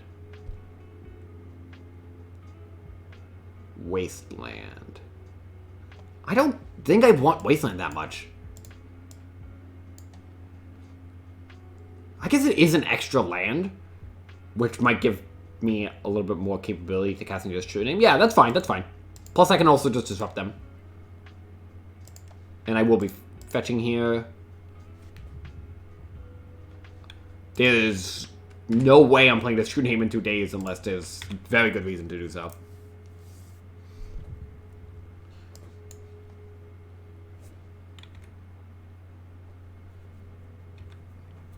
Yeah, so Nimble Mongoose can be really annoying for certain Delver decks. Because, like, they're going to answer my threat. I'm not going to be able to answer theirs. That being said, I can answer their threat here. So there's some merit to just, like, Fatal pushing the Tarmogoyf end of turn here. I'll play a little bit more slowly here. Let me think about my turn here. I'm not going to Wasteland, and I want to play around Stifle. So I should at least play the Polluted Delta, just in case I need to brainstorm for days, which I might. I'm probably going to brainstorm this turn anyway, because I want to fetch. Okay, I think they have some kind of interaction. Okay, well, I found some fetches. Easy. And then we'll just fetch up a red source. And then next time we get to play True Name with Daze back up, with protection from Daze. But we are pretty reliant on this True Name resolving at the moment. We've blanked. We're not under a ton of pressure yet, but we probably will be before long.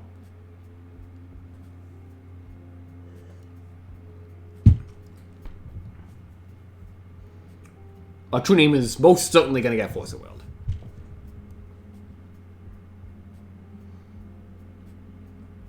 That's fine. 5 cards in hand.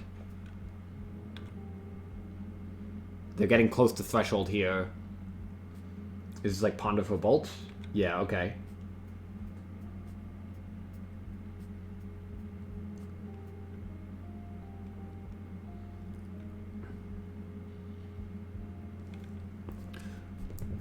A card like Diabolic Edict or Liliana's Triumph might be interesting.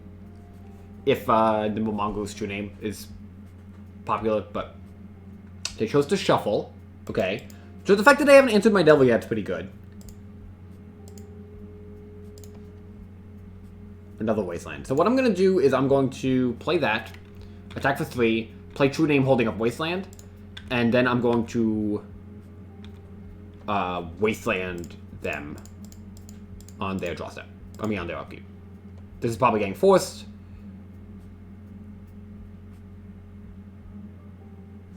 Yep.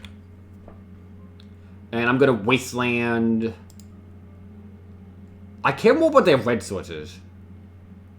Okay, so now I'm actually just going to Wasteland them end a turn.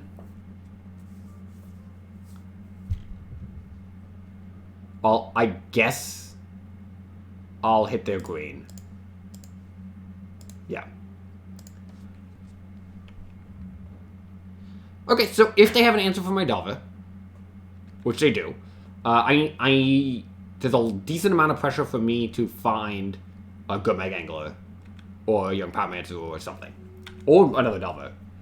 Preordain. That's a good start. So, and they're missing land, so let's do this. Preordain. Playing on Spell Pierce, bottom. Into Daze. Okay, so I'm just going to Wasteland them, and yeah, the pressure's on to find something. We definitely need to find a big old creature here. We need to blank this Nimble Mongoose somehow.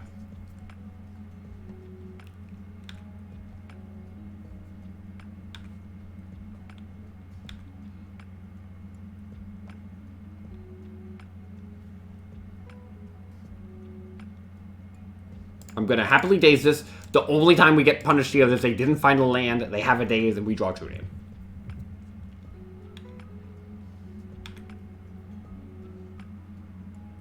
Okay, so... Or I guess we draw Gumag.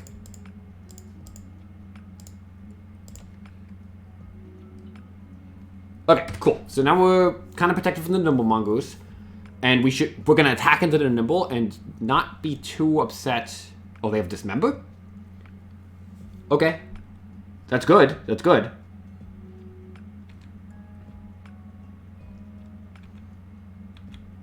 So if we didn't Daze the Ponder and they didn't find a land, we would have been able to Daze that Dismember.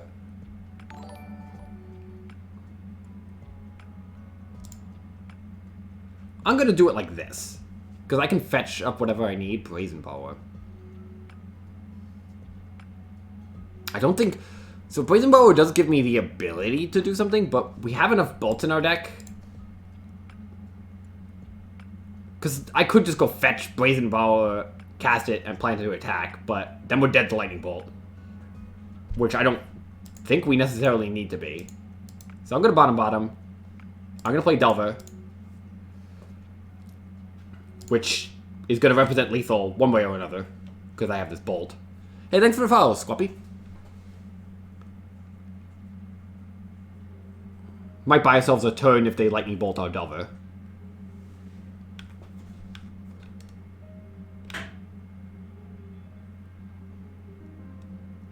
Okay.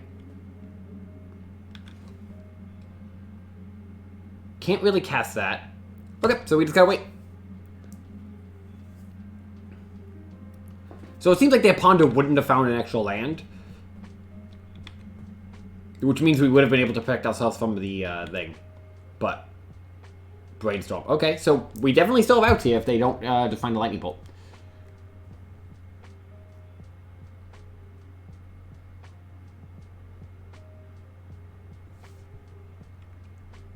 Only thing that matters is us finding a lightning bolt at this point, so... Which we did. So... What? Okay. It becomes very challenging to know what to play around here. Because if I pass on their upkeep, we're opening the door for Spell Pierce.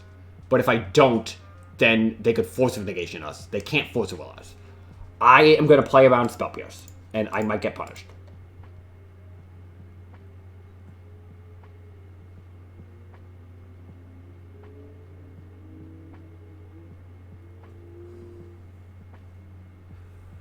Lord.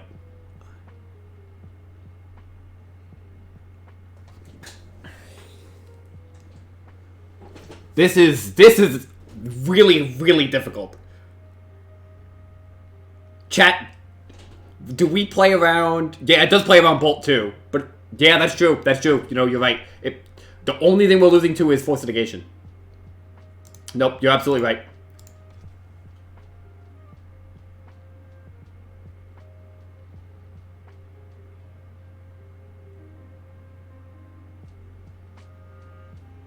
Double Daze could be a problem too.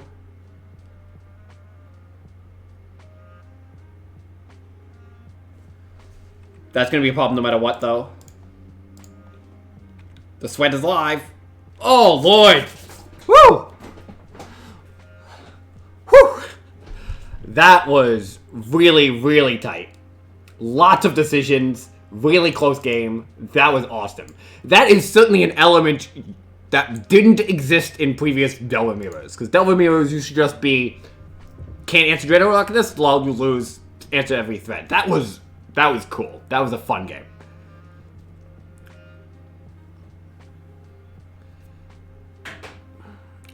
So, I would anticipate either... Okay, the answer to your question, Hoodie Weather, is who I have no idea. There could be any number of Spell Pierces or Force of Negations. I would assume up to 2 Pierces, up to 2 Force of Negations. But the fact is, if we're passing, we're giving them the option of Bolt plus Spell Pierce, or Spell Pierce, but it's just Force of Negation or Double Daze on otherwise. So, wow, that was a cool game. Okay, so Pyroblasts are not as good as they used to be because you're not answering Oko, but it's still totally reasonable. Hey, thanks for the follow, Tommy from Rugrats. Nice to have, such a famous individual here. Nile Spell Bomb is interesting against Nimble Mongoose. It's not, very high value, though. Fluster Storm I like in this matchup, and I'm going to bring in Plague Engineer. It at least blocks Nimble Mongoose, and maybe it's going to get some value. Plus, they probably have True Name. We don't let them draw a card because we do it on their upkeep. I really don't love Thoughtseize in these kind of matchups, especially when they might bring in Veil. I really don't like Force of Negation in general. And I don't love Force of Will, but I think some number is worth leaving in, so we can just do this. Not playing a Nile. Don't need a Braid. I've talked about that a bit already. It does very little. There's also arguments to bringing out Lightning Bolt in the matchup, honestly, because, it's pretty much only going to answer one card, which is Delver, but... I would not think they are on 4 Pierce. That's 4 Spell Pierce is a lot of Spell Pierce.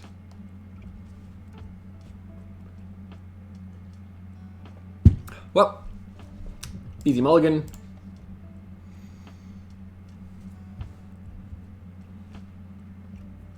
I think Spell Bomb just only mitigates the impact of Nimble Mongoose and doesn't even solve any problems. It doesn't make us kill it. It doesn't. It does, and it adds an artifact for Tarmogoyf. Oh, sure.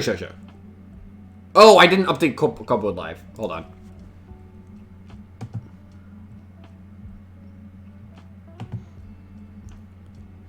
Hold on. This hand's a keeper. It's not a pretty hand, though. I kind of just want to put back Force Will.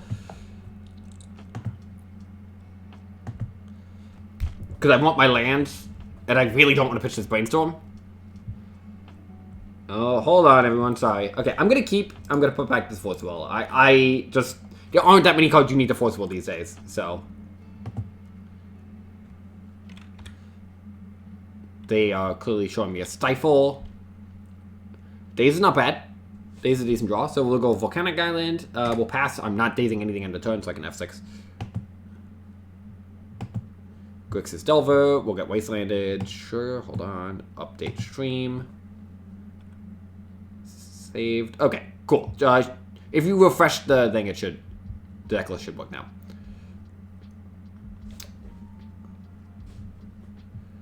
Sorry, friends.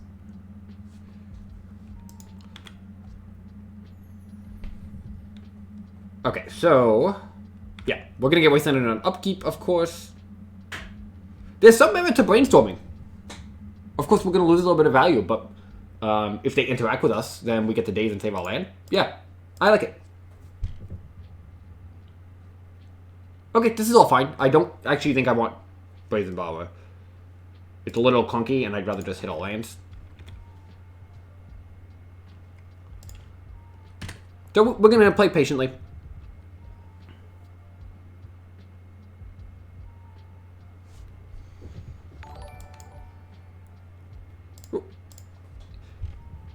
And less patiently now. I'll let them waste on me if they want. But I'll play on. That means that all my fetch lands are going to be playing on Stifle pretty well. Hey, Dein Fund der Bomb. Okay, so they missed a land. That could be very good for us. So what we're going to do is we're just going to slam this Strong Pyromancer since we drew a Daze. And now, if they Daze back, we Daze. Then they Lightning Bolt, we Daze. So we're going to get some value out of this. Okay, no Dazes.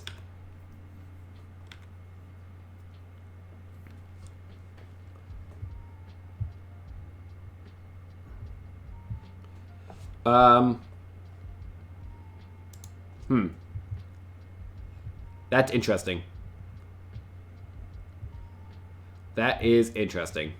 The problem with dazing this is that if they have a daze, then they daze and they get their land thing. Yeah, that's fine, that's fine. I'm gonna daze this. If they daze back, they get to, like, have their land. But why didn't they daze the Young Pyromancer? Maybe they think the Ponder is more important? Oh, they're gonna force it? Okay, that's fine. I'm definitely not fighting with that.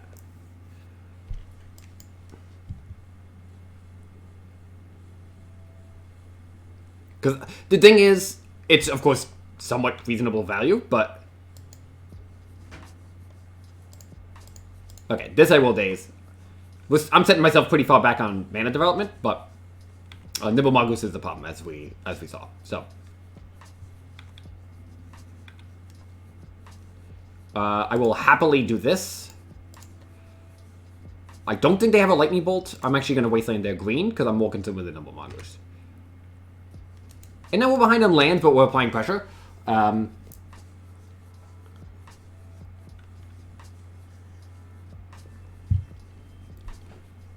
Football, sure.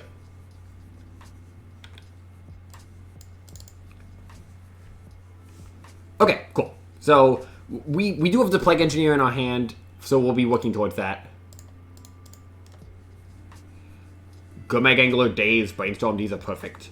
So, we'll keep the Daze this turn, just in case they have True Name. But I guess we have Plague Engineer for that anyway.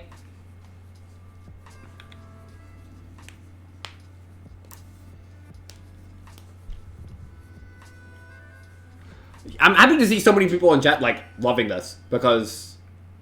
it's nice. It's nice to have that back. That's certainly a part I put in my article. It's just, like... One of the nice features about the band is just that, like, people have been loving Legacy again, which is so cool. Like...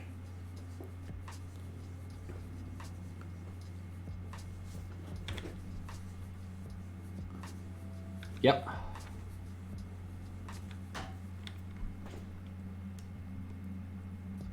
That's fine because I have this bolt. So I'm going to go Angler. 1, 2, 3, 4, 5, 6.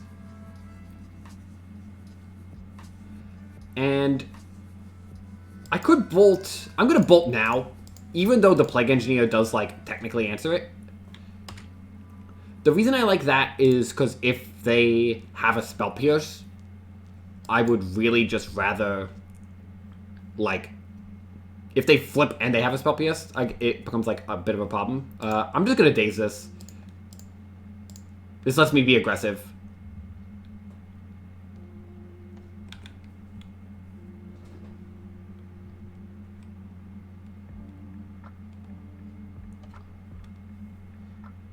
It's possible I should have returned the other land. I think it's close. I don't think they have days, so I'm actually not gonna play because I might want to wasteland them. Okay, these cards are great. So what do we do?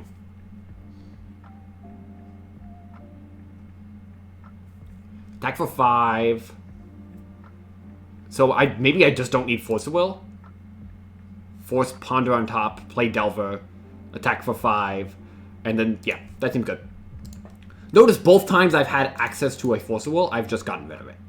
It's not the kind of card you really want in this matchup often, but it can be really crucial at stopping cards like Stifle.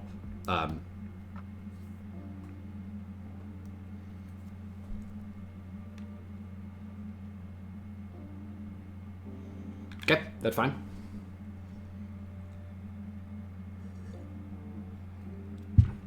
Nice, cool. That was a quite a roller coaster of a match. That was a pretty intense one. That was a lot of fun. For those in chat wondering about, oh, thanks for the follow, Anthony Gaming, appreciate it. For those in chat wondering about the card Nimble Mongoose, it's obviously a good card if you're playing against decks that are just like entirely Fatal Push and Lightning Bolt and Swords of Plowshares and all that kind of stuff. But the problem with it is, one, it gets blanked by cards like Gurmag Angler really hard. And the decks that play Nimble Mongoose tend to have difficulties with Goyfs and Gurmag Anglers and stuff like that. And two, the floor on the card is really low. Because not only can they have like Rest in Peace or something, which just blanks your card kind of completely, but if you don't get Threshold quickly, it's basically not a clock. And at the same time, against combo, it's just a non-existent card. Because by the time it's a 3-3, you've dealt 3 damage to them, and you've traded all your cards, and maybe you've lost, like, they just have all this time. They don't have to trade their cards. Like, combo can just wait. While you have, they'll take 8 damage from your 1-1, and who cares? They have 8 perfect cards on their turn, and they have all the mana they need. So, that's why in the list I posted this week, I really liked Hooting Mandrills more. But there is a place for Nimble Mongoose, so.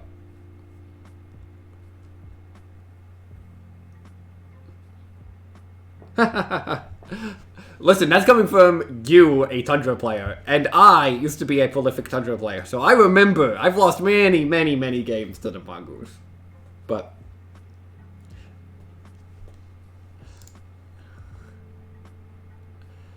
okay, Mana Symbol. Alright. I'd love to play first, and just gonna mulligan. Don't really feel the need to talk about that one. So this hand is of course the keeper on the play on 6. The question is which cantrip do we put back, because if we put back the Preordain, it lets us smooth our draw better if we just like don't hit a fetch land. But it's very possible that this wasteland isn't good, so then it's just like having Brainstorm gives us the ability to put it back. I'm actually just gonna put back the Preordain. I think Brainstorm has a higher ceiling in this circumstance, so.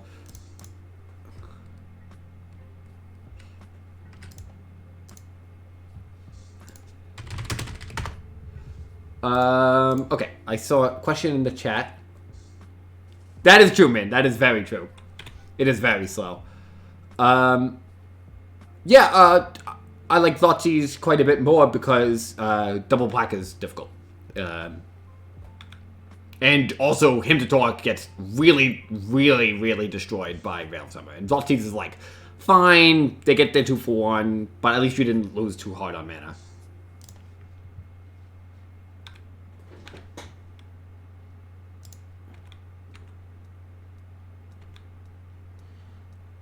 Okay, so I'd rather them Wasteland Volcanic, I think? I actually don't know about that, but we'll just do this. Could be Turbo Depth, which could be a problem. Got a bunch of questions here. No, I have never played Toxic Deluge in my Delver decks because you just very frequently have creatures. I played Untitled Delver because part of that deck might involve siding out your Delvers, and in which case you can use Toxic Deluge to manage the creatures more. But Plague Engineer for this strategy has, and for that strategy even, I haven't played that deck in a while, but has completely removed the need for ever playing Toxic Deluge. Hold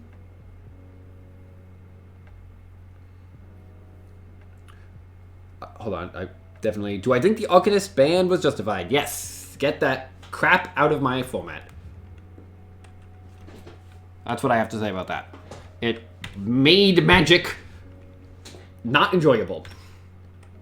Even though, again, I said this earlier, I won a lot with it, but doesn't matter. Like, just the emphasis it placed on answering something specifically on turn 2 was way too high.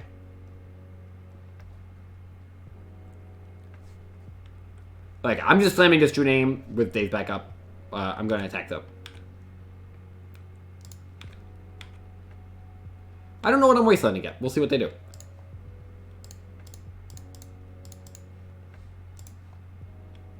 They force pitch Brainstorm.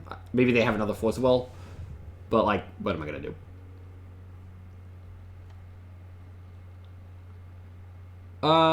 Yeah. Whatever. Okay, they missequenced here, as far as I'm concerned, because now I can daze them. Maybe they were trying to bait out a daze, but, like, if they just force, then I can't daze them anyway. Yeah, this is definitely Strifle Bile, which I don't know what these decks look like these days, but...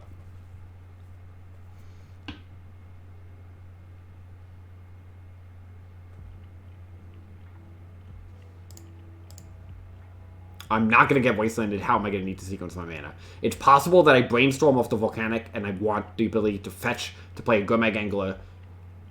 Because then I go Brainstorm off Volcanic, hit a fetch plus a Gurmag Angler or a Thoughtseize. Then go fetch. So, 1, 2, 3. Yeah, I'll have enough to do it all. So, that means I want to return the Underground Sea. And it's also possible that I'll hit. What's it called? But. Young Pyromancer, but there's more Gurmag Anglers and Thoughtseizers in the deck. So there's more black cards I'm going to want to cast. Okay, that's fine. I am probably wastelanding the Underground Sea.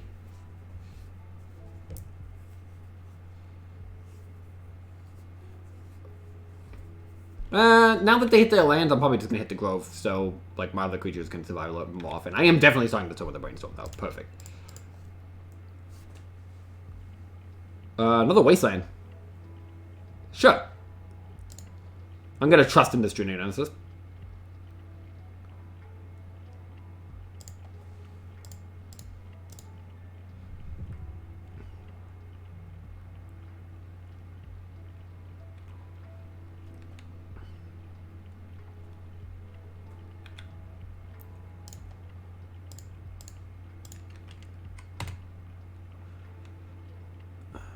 This is Delver as it used to be. There are only a few answers to True Name that our opponents could have in Game 1. I am concerned about Game 2 and their access to Plague Engineer. But yeah, True Name's definitely a good card again. I've been very impressed with it. I am concerned about Plague Engineer as it gets adopted more. But all in all, it's been very good for me. Make sure I have an upkeep stop just in case I forget.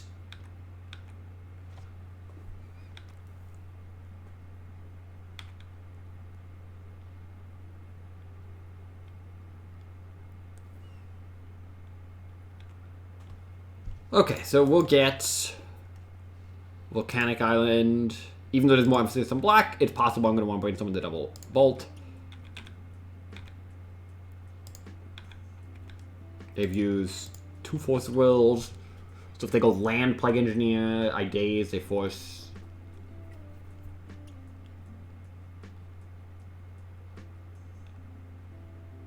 I know they have a Punching Fire in hand. Yep. Hey, Noah, yeah. I'm having fun. I hope everything's going well with you. I haven't talked to you in a minute, but I hope everything's going well. These past few months have been pretty unbelievable. So,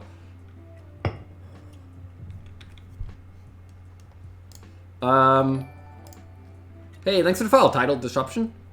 Well, I'm attacking for 3 no matter what. The question is, am I preordaining? I could just find Lightning Bolt and kill them, but there is something to be said about having days, like Force of Will, pitch preordain plus days. But I rather like this a lot more. So.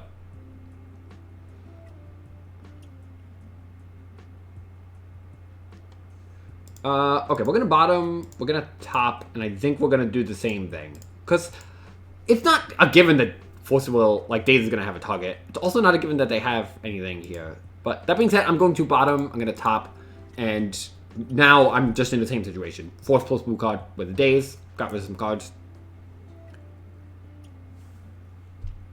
Yeah, who cares? Nope. Because I had some cards on the bottom, don't need to shuffle.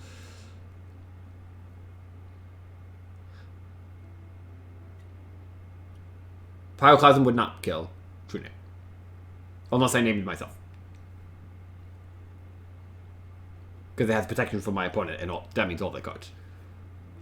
Now, I could play my own True Name, name myself, and then Pyroclasm their cards away, but that would be an interesting way to do it. They could have Olo. Yeah, that makes sense. That buys them a turn, hypothetically. But I know they have a Punishing Fire in hand. Oh, makes sense, so I'm Strifle Pile.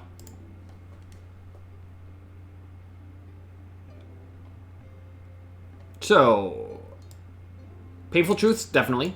And this is kind of like the package you want. I don't even know if you need Mystic Sanctuary. I'm just kind of like trying it. I'm actually kind of inclined to think you don't need it, and it might just be better as something else, because Painful Truths is just kind of reasonable on its own. Pyroblast, Now Spell Bomb, definitely. I think I like Flusterstorm. They probably have Veil. They could have any number of cards, and a lot of them are instants and sorceries. So that seems pretty reasonable. I don't really like Surgical.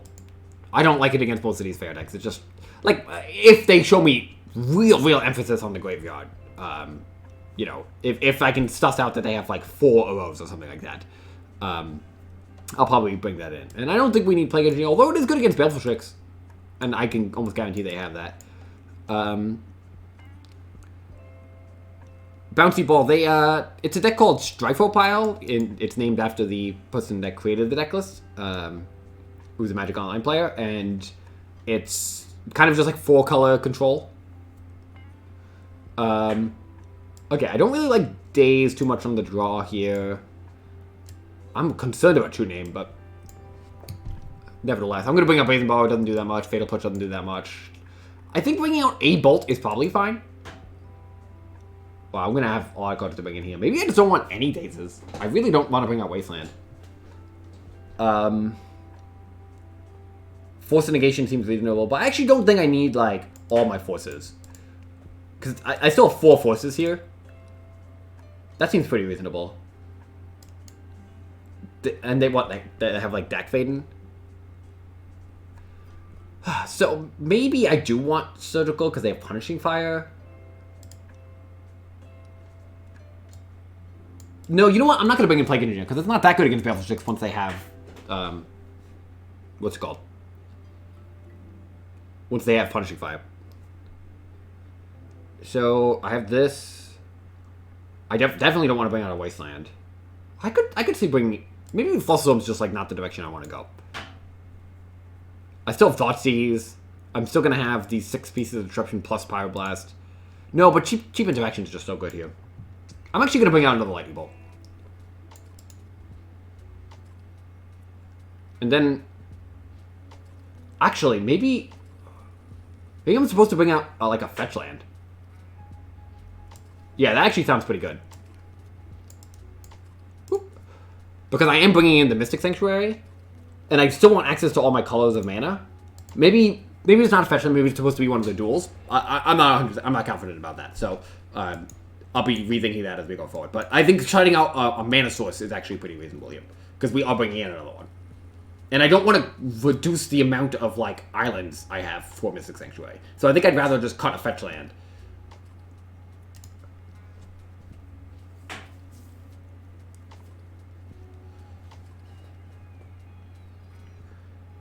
We'll see what they do. I don't know what I'm doing with this hand off the bat.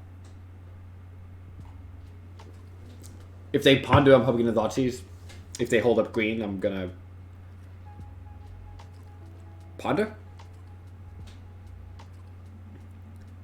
Bringing out Daze is a little awkward too because Plague Engineer checks True Name and Fluster Storm's not very good against that, but I think I'm going to play a much more trady game. So maybe bringing out the Bolt wasn't what I want to do because of Plague Engineer. It's just a lot of my cards seem good, so.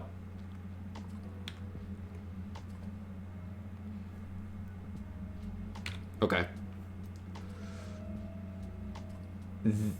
What, did they mull to 5? Yeah, they did. So Thoughtseize is good against the mull to 5.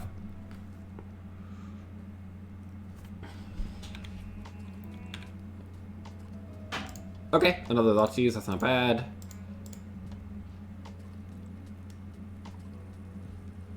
Drown in the lock, Lightning Bolt. I'm definitely taking the Drown.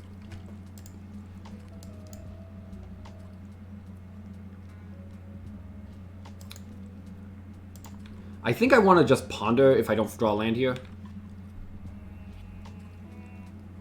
Yeah, because I really do want to draw land. Maybe should have been more specific. Okay, that's fine. That's fine. So if I brought out a Wasteland, of course I'd have another mana source here, and it would look better because they have the ability to get their basics here, but that's fine. Definitely just gonna. Pretty sure I want to ponder again if I don't draw a land. Yeah.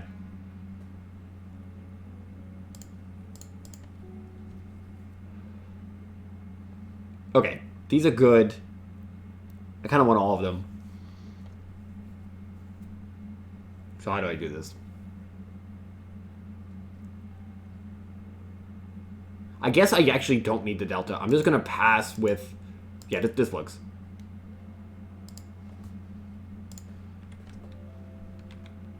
I'm going to pass with Flusterstorm Daze up, and then I'll Thoughtseize next turn. And maybe I'll Ponder. Okay, so the Wasteland's looking good. So I am actually going to Wasteland this now because, and usually you want to wait until your turn, but if they have Veil of Summer, I want them to fetch up a green source. So I'm going to Thoughtseize, see what they have. Because if they fetch up a green source, I can Flusterstorm, then Wasteland their green.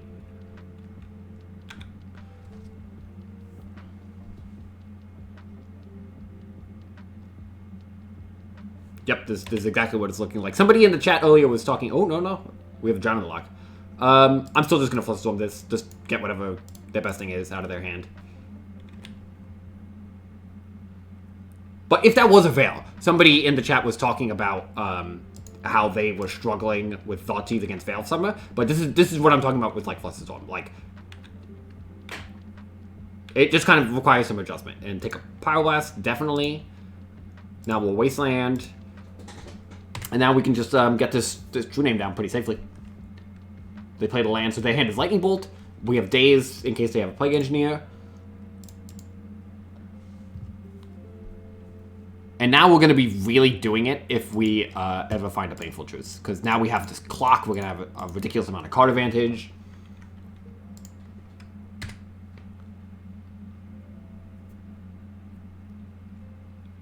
Fine.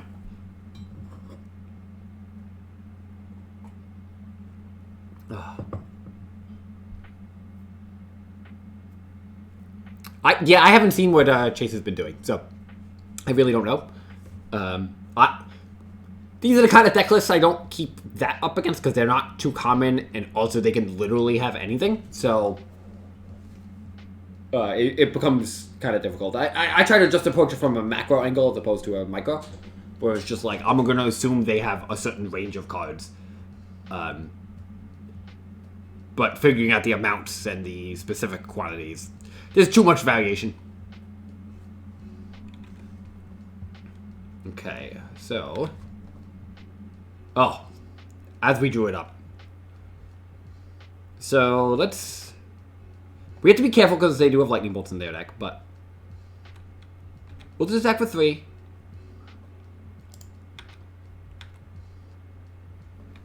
And we're just gonna cast Painful Truth.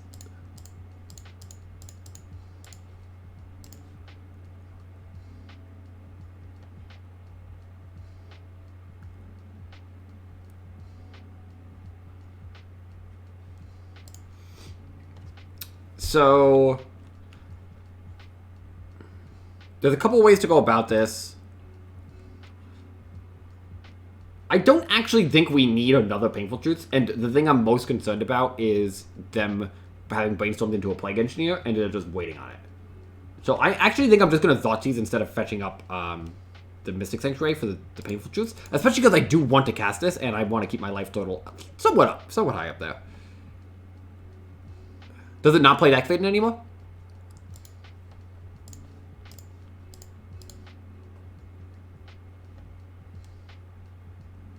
And they had a Power Blast. Okay. Cool. So, let's see if they fetch. They do, so they didn't like what they had.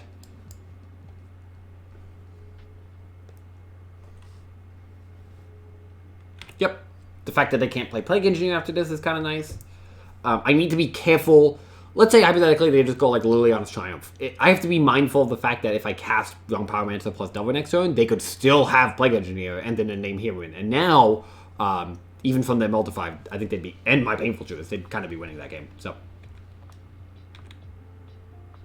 Fluster Storm's pretty good. So let's start by attacking for 3, and then we'll ponder Hold Up Fluster Storm and Daze.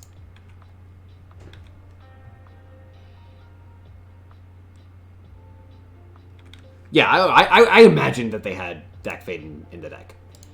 No. Click the 1 card.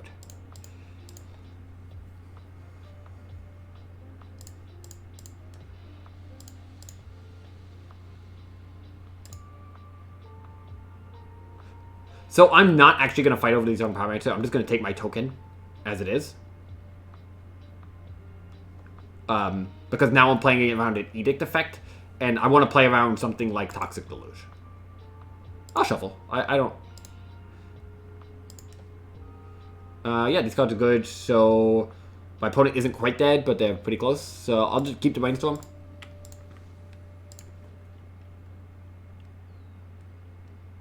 Yeah, I'm just going to play around. Because I could play the Delver and then I do have lethal. But I think this is a lot safer.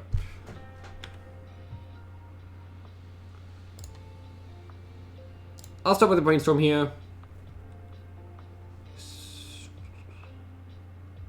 So what I'm going to do is I'm going to put Preordain on the bottom, then Delver. I'm not going to play a Delver. I'm just going to keep representing like I was. And I'm going to play Nile Spellbomb. And we're just going to keep staying the course.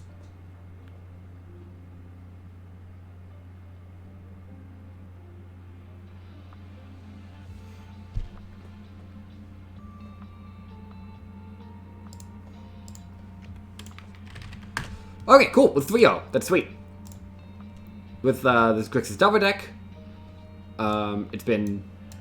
I still like the list. As things get adjusted, you know, we're gonna be figuring it out. Let's see. We have a question here. People think Izzet is worse than Grixis straight up. I think similar thing.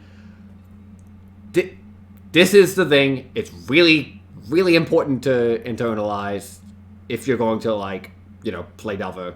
All the Delver decks are good. It doesn't matter which one. They're all good.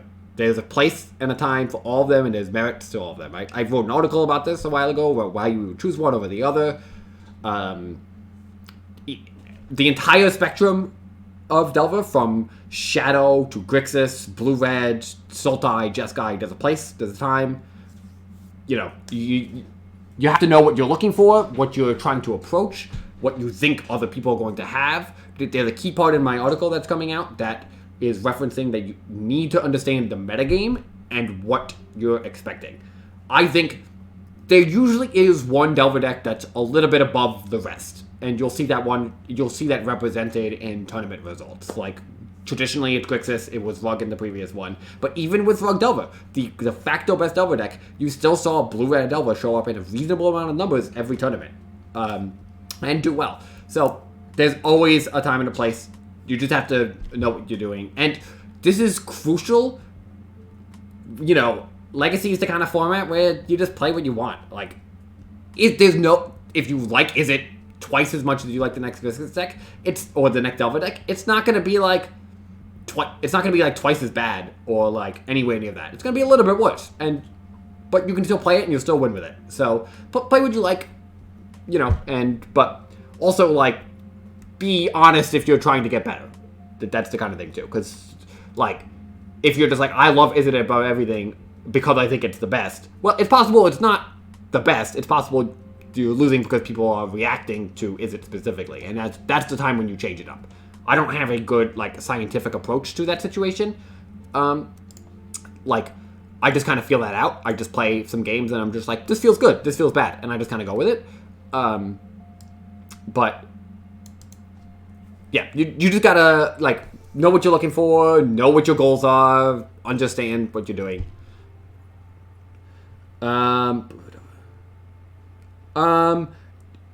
Bouncy ball, that's an interesting question. Delver mirrors are traditionally very complicated with a lot of factors that go into it. So the basics really do help, but at the same time, you are a lot colder to Gurmag Angler when you're playing that, so when you're playing from the blue-red side. So, like, it puts more pressure on cards like Brazen Borrower to be had at the right time, because Gurmag Angler can't really be dazed and it can't be bolted. So, you know, like, hypothetically, like, Grixis is a little bit ahead against Temur because Gurmag Angler is a one-mana threat that outdives all of their creatures. But as we just saw, those games come down to the narrowest of margins in a lot of circumstances. So there's 100 factors that go into it. The Delver Mirror is extremely complicated. Always has been. Even in the previous world where we had Dreaded Arcanist, it's still really, really complicated. Because, like, there's... And it's also frustrating because you need to do all of these small things right. You need to make all of these decisions very precisely, but you also, it's going to come down to top deck wars some reasonable percentage of the time, and that's going to feel frustrating. So, but nevertheless. Yeah, exactly, Noah.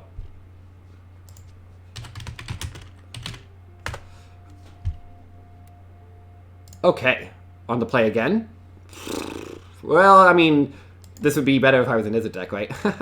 I'm going to keep it's Turn 1 Delver with Daze back up. I'm going to Daze the Turn 1 play, and I'm going to play another Delver. That's the plan here.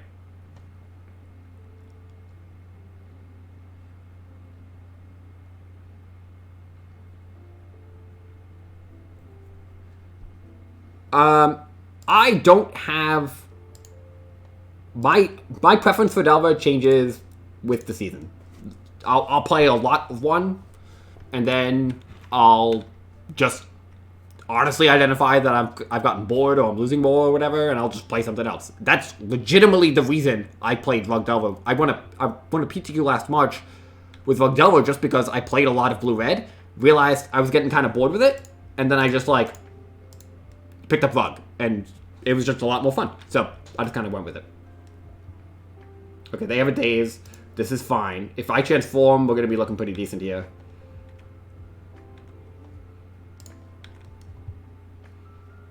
Off of Force Will, yep. I'm just going to run out the threats because overwhelming Delver opponents is generally a little bit better. We have an answer for the Delver.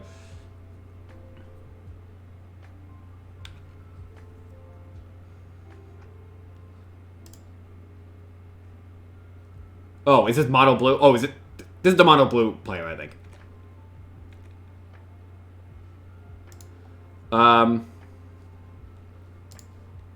Okay, well, we'll just bolt this, see what they do.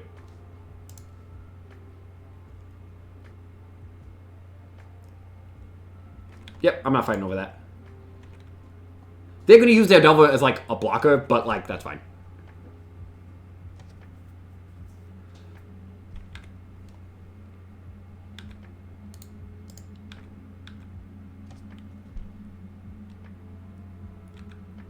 Like, the annoying part about this interaction is that mono blue Delver doesn't have nearly as much removal, so that means that like, we're kind of just giving them a removal spell by doing that. Sure. They're at 9. I kind of just want to preordain for, like, a Thoughtseize or something. Or for, like, an Underground Sea. Yeah. We'll go bottom, top. This Force Wheel's looking pretty bad, but...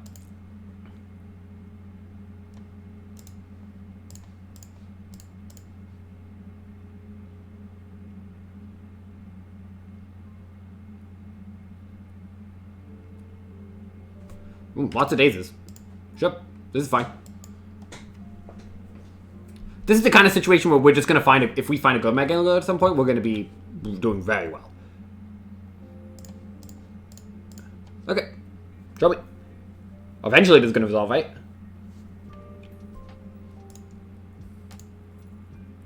I'll daze this. I really don't want to use this Force Will, if I'm honest. See what they have. Forager, True Name Nemesis, Dismember. I'm going to take True Name. I could get punished here if they go... If they, like, drew a blue card. That's fine. That's good. So they have another Dismember. I'll play a little bit slowly here. Because if they just go land, Forager, I'm going to land Bolt it. And,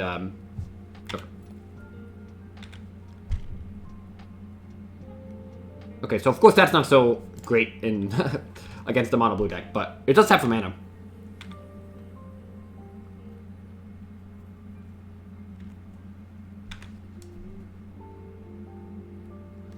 Yeah, so the nice thing about playing against mono blue is all of our threats need to die to their cards. So, like, they have... This Dismember probably has to target Delver. Yeah. So that means our Gomeg Angler is just most likely to stick around. And they're also pretty close to dying to Lightning Bolt. 2, 3, 4, 5, 6. It's very nice to not care about what I exile.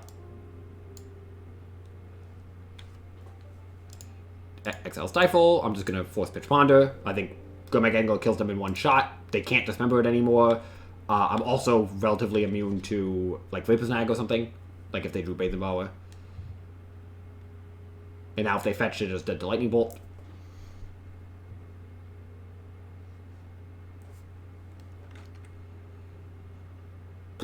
So they use that. They use that. I'll play around Force Negation.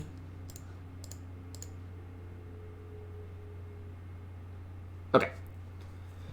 Mono Blue is sweet. There's some cool things here, but you really do lack, like Pyroblast is just so good in the matchup. But I have lost to this matchup, and part of it is, with various versions of Delver, their version is very good at attacking mana bases, because we can't attack their mana base at all. In fact, cutting Wasteland is very reasonable here. I'm also going to bring in Plague Engineer, because they showed me True Name Nemesis. So, usually I like bringing out Thoughtseizes against the Delver decks. Their version might be more interesting to keep it in because they are so dependent on sack disruption. I'm definitely going to bring out some number of Force Negations, and I'm definitely going to bring in some number of Force of Wills. So it seems pretty clean to me to leave in the 18 lands here and leave in 2 Thoughtseizers. So then our deck list looks like this. We have a lot of cheap cards we're bringing in, which is good against Stifle. We have a lot of removal, and specifically we have answers for True Name Nemesis, where they don't. So our True Names are better than theirs, but one of the reasons their True Names might be better than ours is because they're going to attack our mana base. So that means it's more likely they can disrupt us from even getting there or resolving one. Which is part of the reason I still like the Thoughtseize. We're going to try this. I could see a lot of different ways of going this. We're on the draw, so maybe we want... No, but we're bringing in 3 drops. I was thinking maybe we want, like, a Thoughtseize over a Wasteland, but I think it's fine.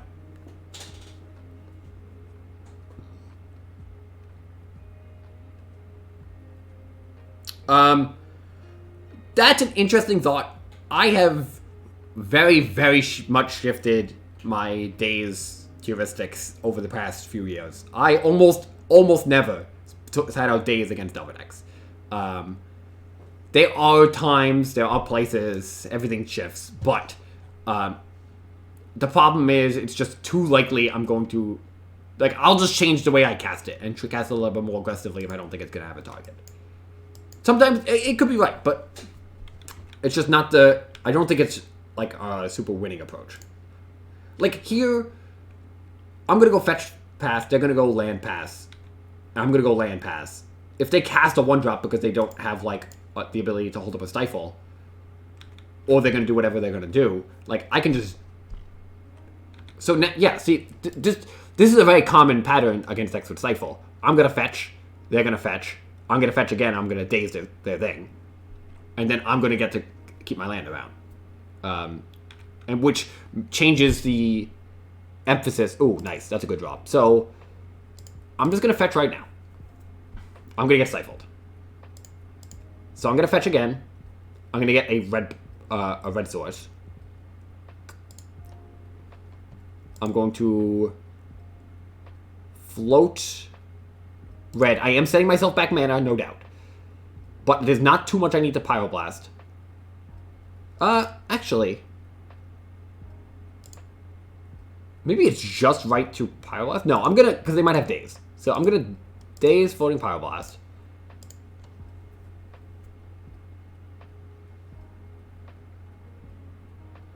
This is going to resolve. And I'm going to Thought that. Holding up Pyroblast. So I'm still playing around days. Ethereal Forager, Brainstorm, Force Will, they have Wasteland, so they are going to attack my mana pretty heavily here. But I still have the red mana left over. If I take Brainstorm and they draw blue card, go Wasteland me Forager, and then my Pyroblast can't kill the Forager, I might just lose the game. So I'm just going to take Forager. We're going to get Wastelanded, we're going to be behind on resources, but that's the way the Stifled Delver decks look, so usually you're playing from behind on resources. Yeah, like, this would have been a bad situation for me.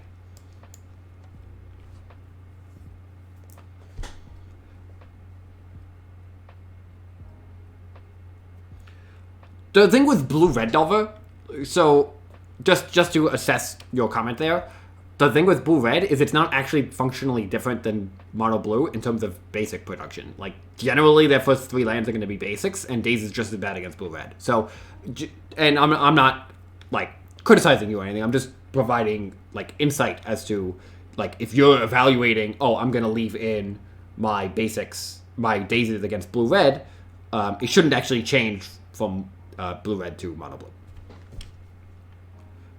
Hey, Cold X Swim. Thanks for the follow. Okay, we're just gonna pass. Whatever. If they just want to wasteland me out, they can wasteland me out. What am I supposed to do? I'm gonna Brainstorm in response to that. We'll see what's up. Okay, so Pyroblast hits almost everything in their deck, so I will not be using my Pyroblast here. Alkazin. Alkaizin. Thanks for the follow.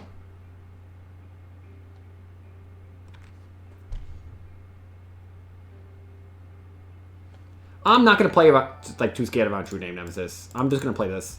They can dismember it if they want.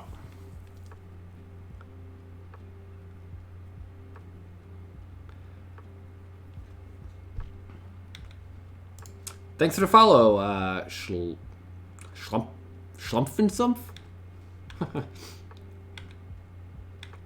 Oh, I don't know they have the Brainstorm anymore. I do know they Brainstormed and they played a fetch and they kept it, so... Okay, so I'm anticipating a True Name, which, again, we're a little bit better at dealing with. Oh, no, this is Forager plus Forceful. So I really want to draw red source here.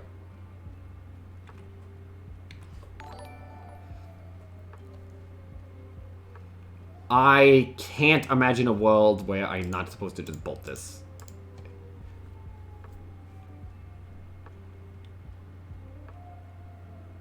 Otherwise, sure. Forgers can be good, no doubt.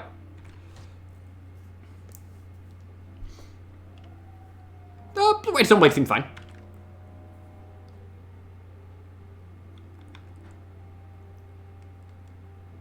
return Ponder. Okay. Hey, thanks for the follow, Fumlepong.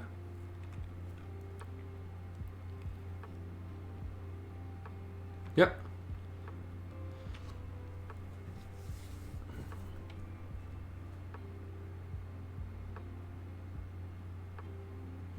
Forger's doing a good Dreadhorde Organist impression. Ponder, Shuffle into Brainstorm. I think they're planning on getting really aggressive at my mana base here.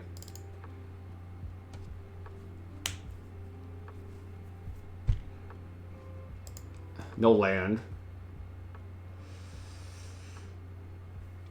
If I just Pyroblast and they answer it, like, how am I winning this game?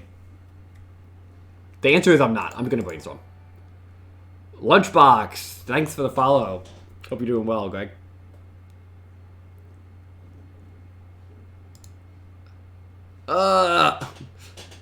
Lord, how am I winning this game?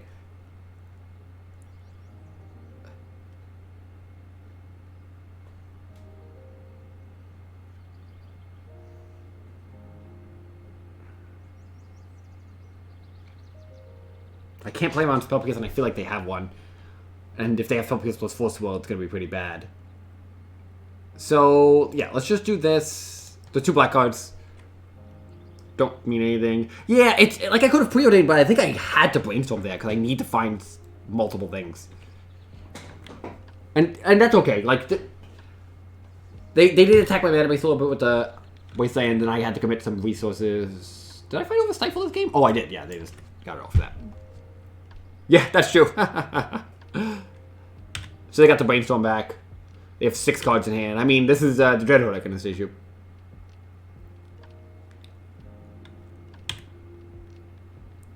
So I do like keeping it. I've liked the Thoughtseizers here.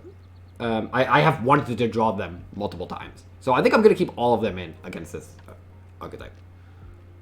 Delver. Sure.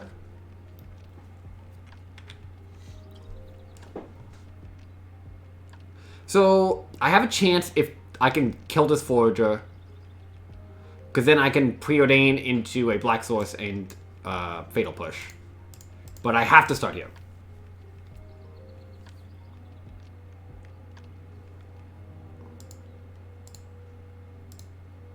Delver is not going to do anything. I'll continue to Double Force, but... Sure. Okay, no big deal. Cool, okay, so... I really... Dante seems pretty strong, honestly. And I think... Forger... No, I have... Bolts, Pyroblasts... Forger shouldn't be that big of a deal. I think I'm just going to bring out my Force of Wills. And I'm just going to, like, fight them au natural. I think that's a totally reasonable approach here. Because we're going to be on the play so we can play around Cypher a little bit better. There could be some merit to bringing in a Braid over Fatal Push. But their game plan is just, like, attack my mana. So it just seems so... Like, relying on a 2-drop removal spell seems a lot worse. Like, so many of my cards cost 1 mana.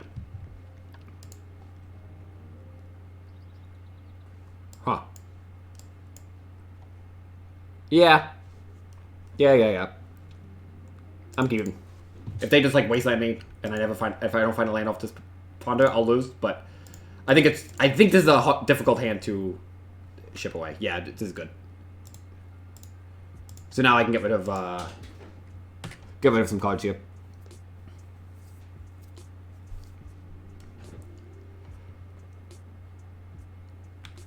Yep, so I am actually going to play a land and start my turn with a Brainstorm, getting rid of these Wastelands, I think. And then I'm going to play a Delver. Because I want the land on top and I don't want the Wastelands. So let's do that. We'll get Underground Sea and I will play a Delver.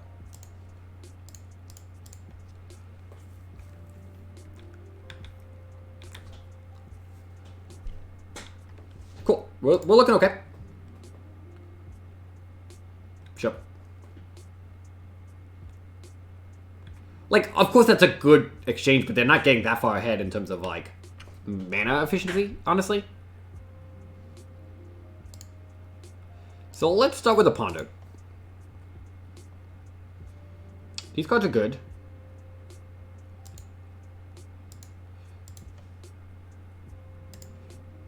And then we'll play Delver.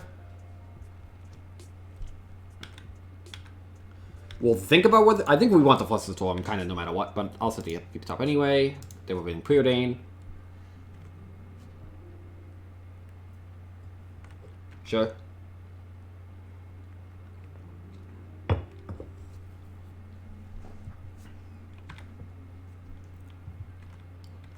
They're getting aggressive, which is good for me.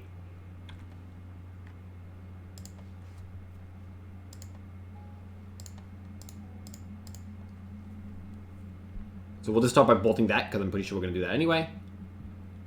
We'll attack. And we'll ponder. So this is the kind of matchup where we can protect our, like, single card. Gomeg Angle is really good. So I want all these cards. I'm going to hope I don't have to Fluster Storm.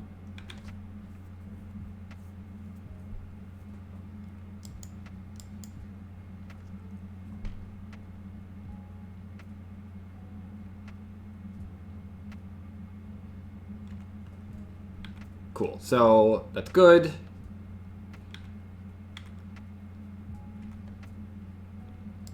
Attack for 3. We're looking decent. There's certainly things we can lose to here, but I don't know what this is.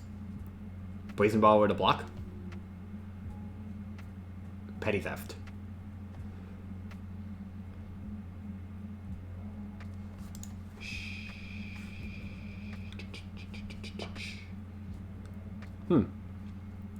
Could Fluster Storm that.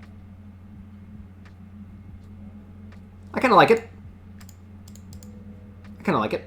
It answers a 3-1 flying and tempo swings them, and they don't have that many answers to Delver. So now even if they get a true name down, like, the Delver is still a problem.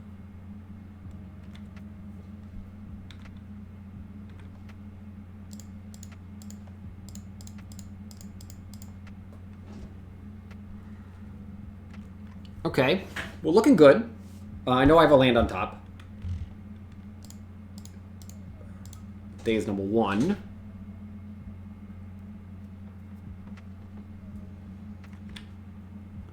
Okay, we should be... We're looking pretty set here.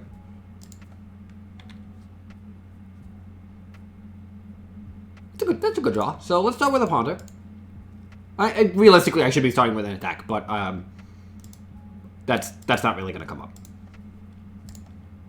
I guess I'll do it so I don't randomly click through in a game that I can't. Like, that's going to be really difficult to lose. And then we'll cast Thoughtseize.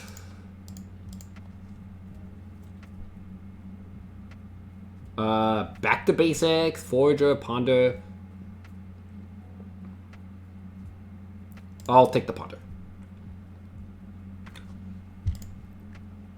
So they couldn't Fluster Storm my Fluster Storm, because that doesn't really work like that. Alright. Moving on to 4-0 with some Grixis. Nice, cool.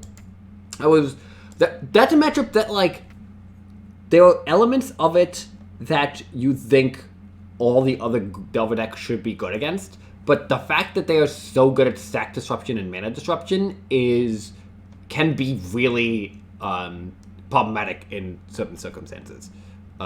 Especially when they lean so hard on Ethereal Forager, which is a good card. You know, like, we had some answers to it, and we just couldn't get it down. They were able to protect it pretty well, because they attacked our mana, and they made things pretty awkward for us. So that was pretty cool. Well, there's no best version. So far, everything I've tried has been good. I had to tune the Teamer variant I played to find a variant that felt good to me, but I think once you play Hooting Mandrills in your Stifle deck there, that looked pretty good. Jessica I actually felt really good too. It was a very different approach, but it felt pretty reasonable. And both of these I've liked. So you're really not going to go too wrong with any of the Delver decks right now. And it's not like, I understand you being tongue-in-cheek, but it's not like 5-0. If we 4-1 here, then that means Izzet's better. you know, but nevertheless. It's on my Twitter if you follow me on Twitter.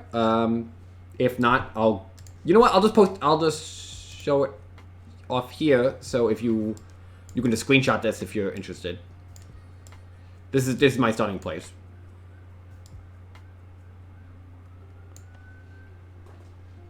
Teferi was like a big pull, I think, to the archetype, because I think Teferi is just kind of a messed up card. So just like starting with the messed up card seems pretty reasonable.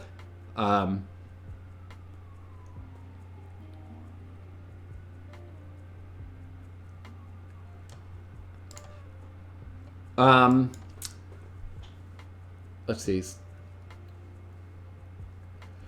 Yeah, Sam, they don't really interact, like, they don't squeeze too much. It's just like we have to get through the mana stage, which they're just better at fighting, which can be problematic. But yeah, Serene's Reclamation honestly has been really good. Even in the main deck, honestly, like that, you're okay in that deck if you just like don't have pressure for a little bit, but like it's a little awkward if you just like draw it and you never drew an answer, like a threat to return. But there's a lot of threats in that deck, and especially when they're going to answer your GTs, and your Teferi especially. Like, it's really nice with Teferi, so we're going to play this match 5 here. It'll probably be my last match of the stream. I've been enjoying this. I definitely wanted to get this out, get out here before, the end of the week, because this was an exciting week for us Legacy players, so definitely want to get this out. I've been pretty busy lately, so it's tough to stream. But I might be able to find some more time next week. But let's see what we got here.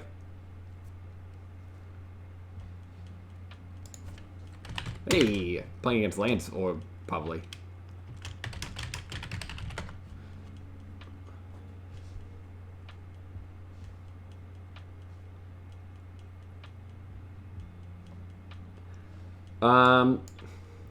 Okay, so this is almost certainly going to be a tricky matchup because it's going to be Lance. I would be amazed if it wasn't. But this hand's reasonable. It's so tough. You're so tempted to put back a land here. But because the threats are pretty good. But you just get kind of... you get kind of, like, devastated by a Wasteland in this hand. Especially with them on the play. But I think I'd rather just... Because all these threats can be pretty good. I mean, obviously Punish Fire is just, like, generally good here, but... I don't think I'm going to win if I just, like, put back a threat. I think it's going to be tough to win if I just, like, don't have access to all of these, so... this deck list does not have basics.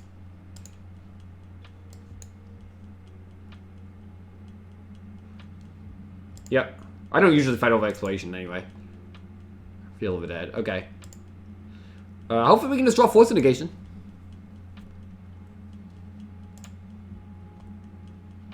Okay, we'll lead on Delver.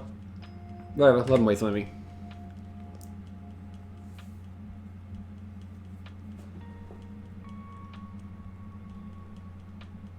Oh yeah, no worries, held up.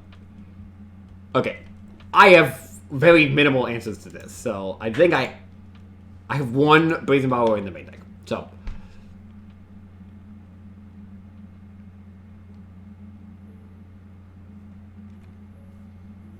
So it's basically just,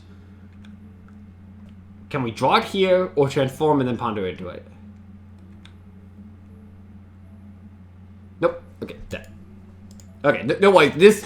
This deck list, the approach I'm taking right now, how I built the deck, is cold to Dog Tips combo. So as we can see, there's one answer in the main deck to it. If I'm not like winning, like fighting them with Wastelands, that was a conscious decision. I didn't know how much to expect, and sometimes you just have to be cold to certain archetypes. So not a big deal.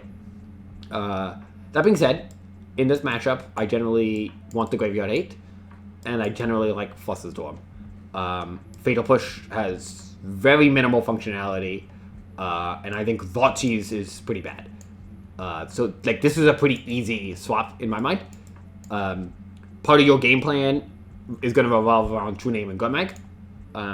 But there are multiple difficult stages that make this matchup very difficult. The first is that dealing with the 2020 Indestructible is tough, and the second is that they can wastelock you. So we have much more well suited to deal with the wastelock situation, and that's part of the reason Gunmag Angler is so powerful. Even after we're getting wastelocked, again, as I said earlier, you just need to fetch up an underground and get it in play, and it does a lot of work.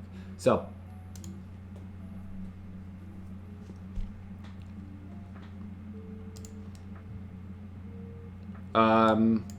okay, this does nothing at all. It answers no elements of their deck. It can't cast any of its cards, and the only card it can is useless. So let us mulligan. And this hand is good. Like, of course it's good. I'm not, you know, that out there to think this isn't good. It's just like, this is difficult. I think I want to just put back the Force Will. I don't think we really need that because we have the Force Negation anyway.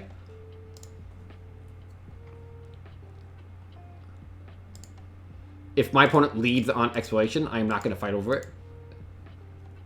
I would not fight over it even if we had Force of Will. I generally don't fight over those cards. Yeah, and because we only need the black mana for Gunmag Angler, and we can just get that later, I'm going to emphasize red here. Yeah.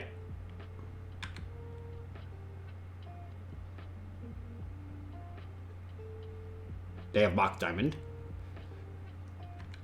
Okay.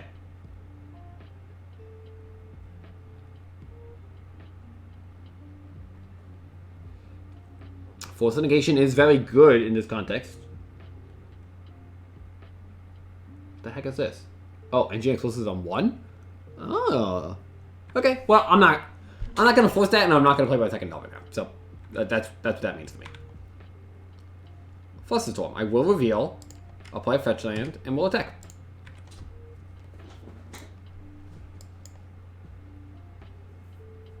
Ghost Quarter. Okay, I have to be mindful that that kills my mana base.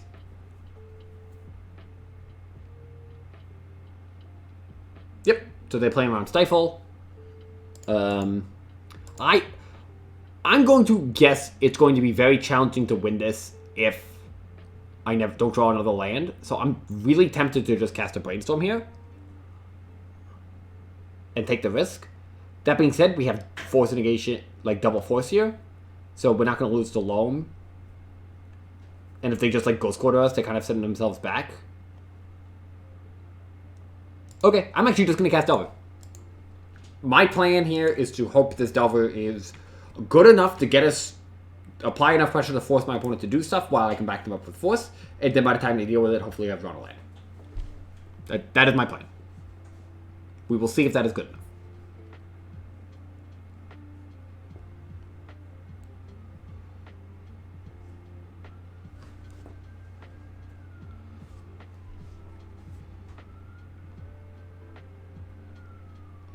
Okay, they have Crop Rotation. So they get a Crop Rotation for Tabernacle, and then Ghost Quarter my land, kill my Delver. Which I will obviously be forcing. They have Crop Rotation. There's no question about that.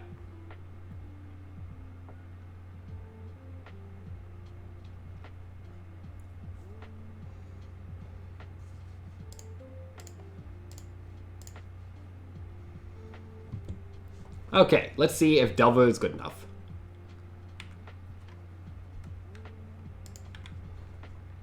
Oh, they didn't Ghost Quarter me. Into a Wasteland. No, that's pretty reasonable, though. So I think I want to just hold the Brainstorm for the Force Negation. And now we have this Wasteland here. Okay. We don't have a particularly fast clock, but this is not bad. If they tapped their Ghost Quarter last turn, I would have wasted.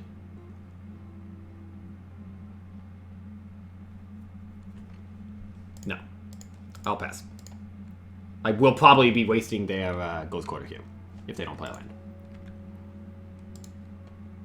Okay, Gomag Angler would be an amazing draw. Brazen Borrower, that's not bad.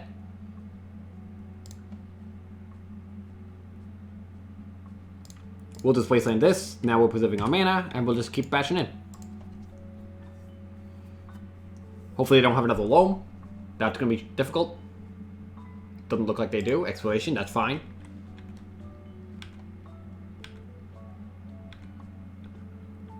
Fluster Storm, that's not a bad draw. Let's see if they're going to crop rotation now.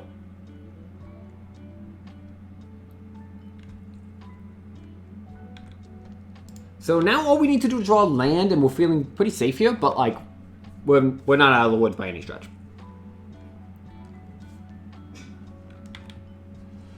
What is this? Crucible Worlds? Valakut Exploration? Oh, there we go.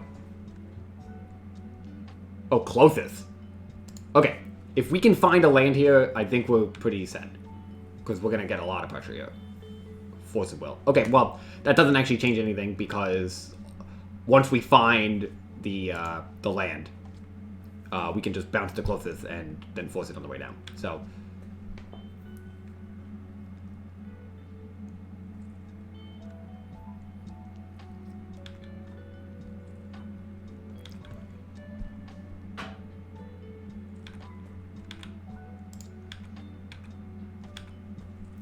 nothing too interesting here.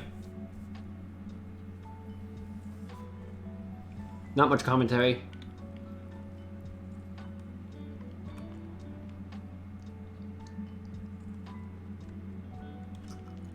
Sylvan Library is probably worth forcing.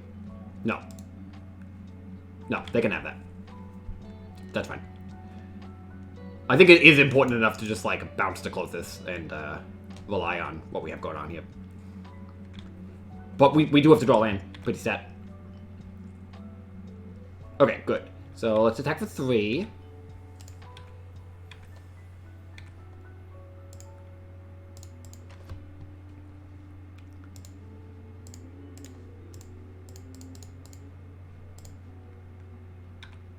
Alrighty.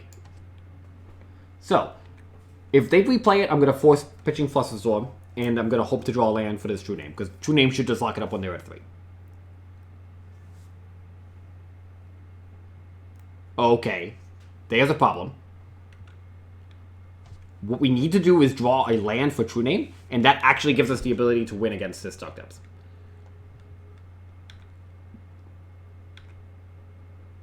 Or Gomag Angler.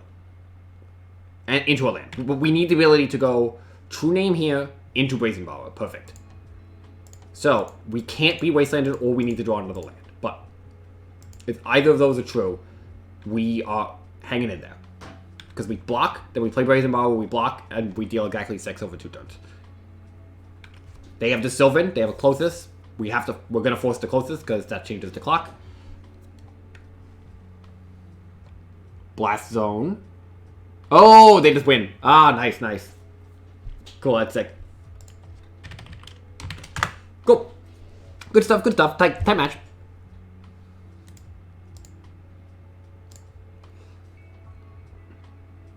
Yeah, matchup's tough. There's definitely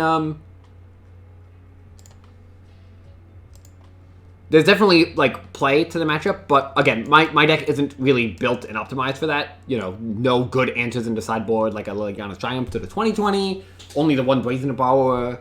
I'm not exactly sure offhand how I would be playing, like how I would adjust my deck in order to manage what they are doing. But there's definitely tools you can do, and in general, like despite the matchup being tough, I generally find it somewhat reasonable from Delver. I have to readjust to the new world because Dread or Darkness was a major element of my game plan before, and now it's shifted up quite a bit. So I'm gonna have to figure out what to do there. But True Name and Gomag is a great direction to go there. I don't think I've ever attacked with the Klothys. No, I've never even come close. I don't think I've ever come close to attacking with the Klothys. So, but yeah, thanks everyone for checking out. We ended up going 5-0 with the Izzet deck. Well, I guess 3-0 on stream. And 4-1 with Grixis, which, you know, I would recommend these deck lists. I think they're very solid. there's going to be shifts and changes that you're going to need to make as we go along here. But I think starting here is pretty reasonable. I have an article coming out. It's probably going to be out this weekend. It has both these deck lists in it, as well as Jeskai Teamer, and it talks about a lot of different information. So if you're looking for that, that's going to be good. I might try to get a stream in next week sometime. It's become a lot more challenging for me recently, but I do enjoy it, and this was a lot of fun. I'm gonna pick someone to raid here. Is anybody playing Legacy right now? Like, can anyone confirm or deny that? Because I love Newmont, but I want to support some Legacy content here.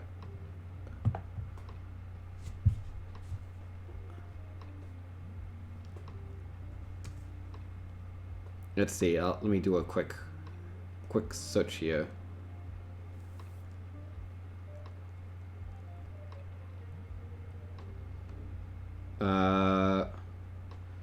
Oh, the Legacy Council. I guess we'll get ship you over to the Legacy Council here. No, we went 4-1. We lost the lands. It was tight though. Nice. So hey, thanks for the follow, letters. All right, I'm gonna ship you all over to the Legacy Council. And thanks for checking the stream. I've had a great time. I hope everybody enjoyed the content. And yeah, I guess I'll see y'all next time.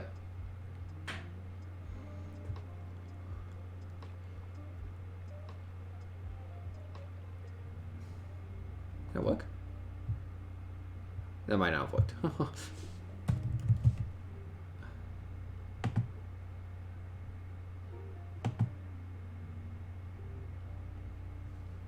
Oh, something went wrong.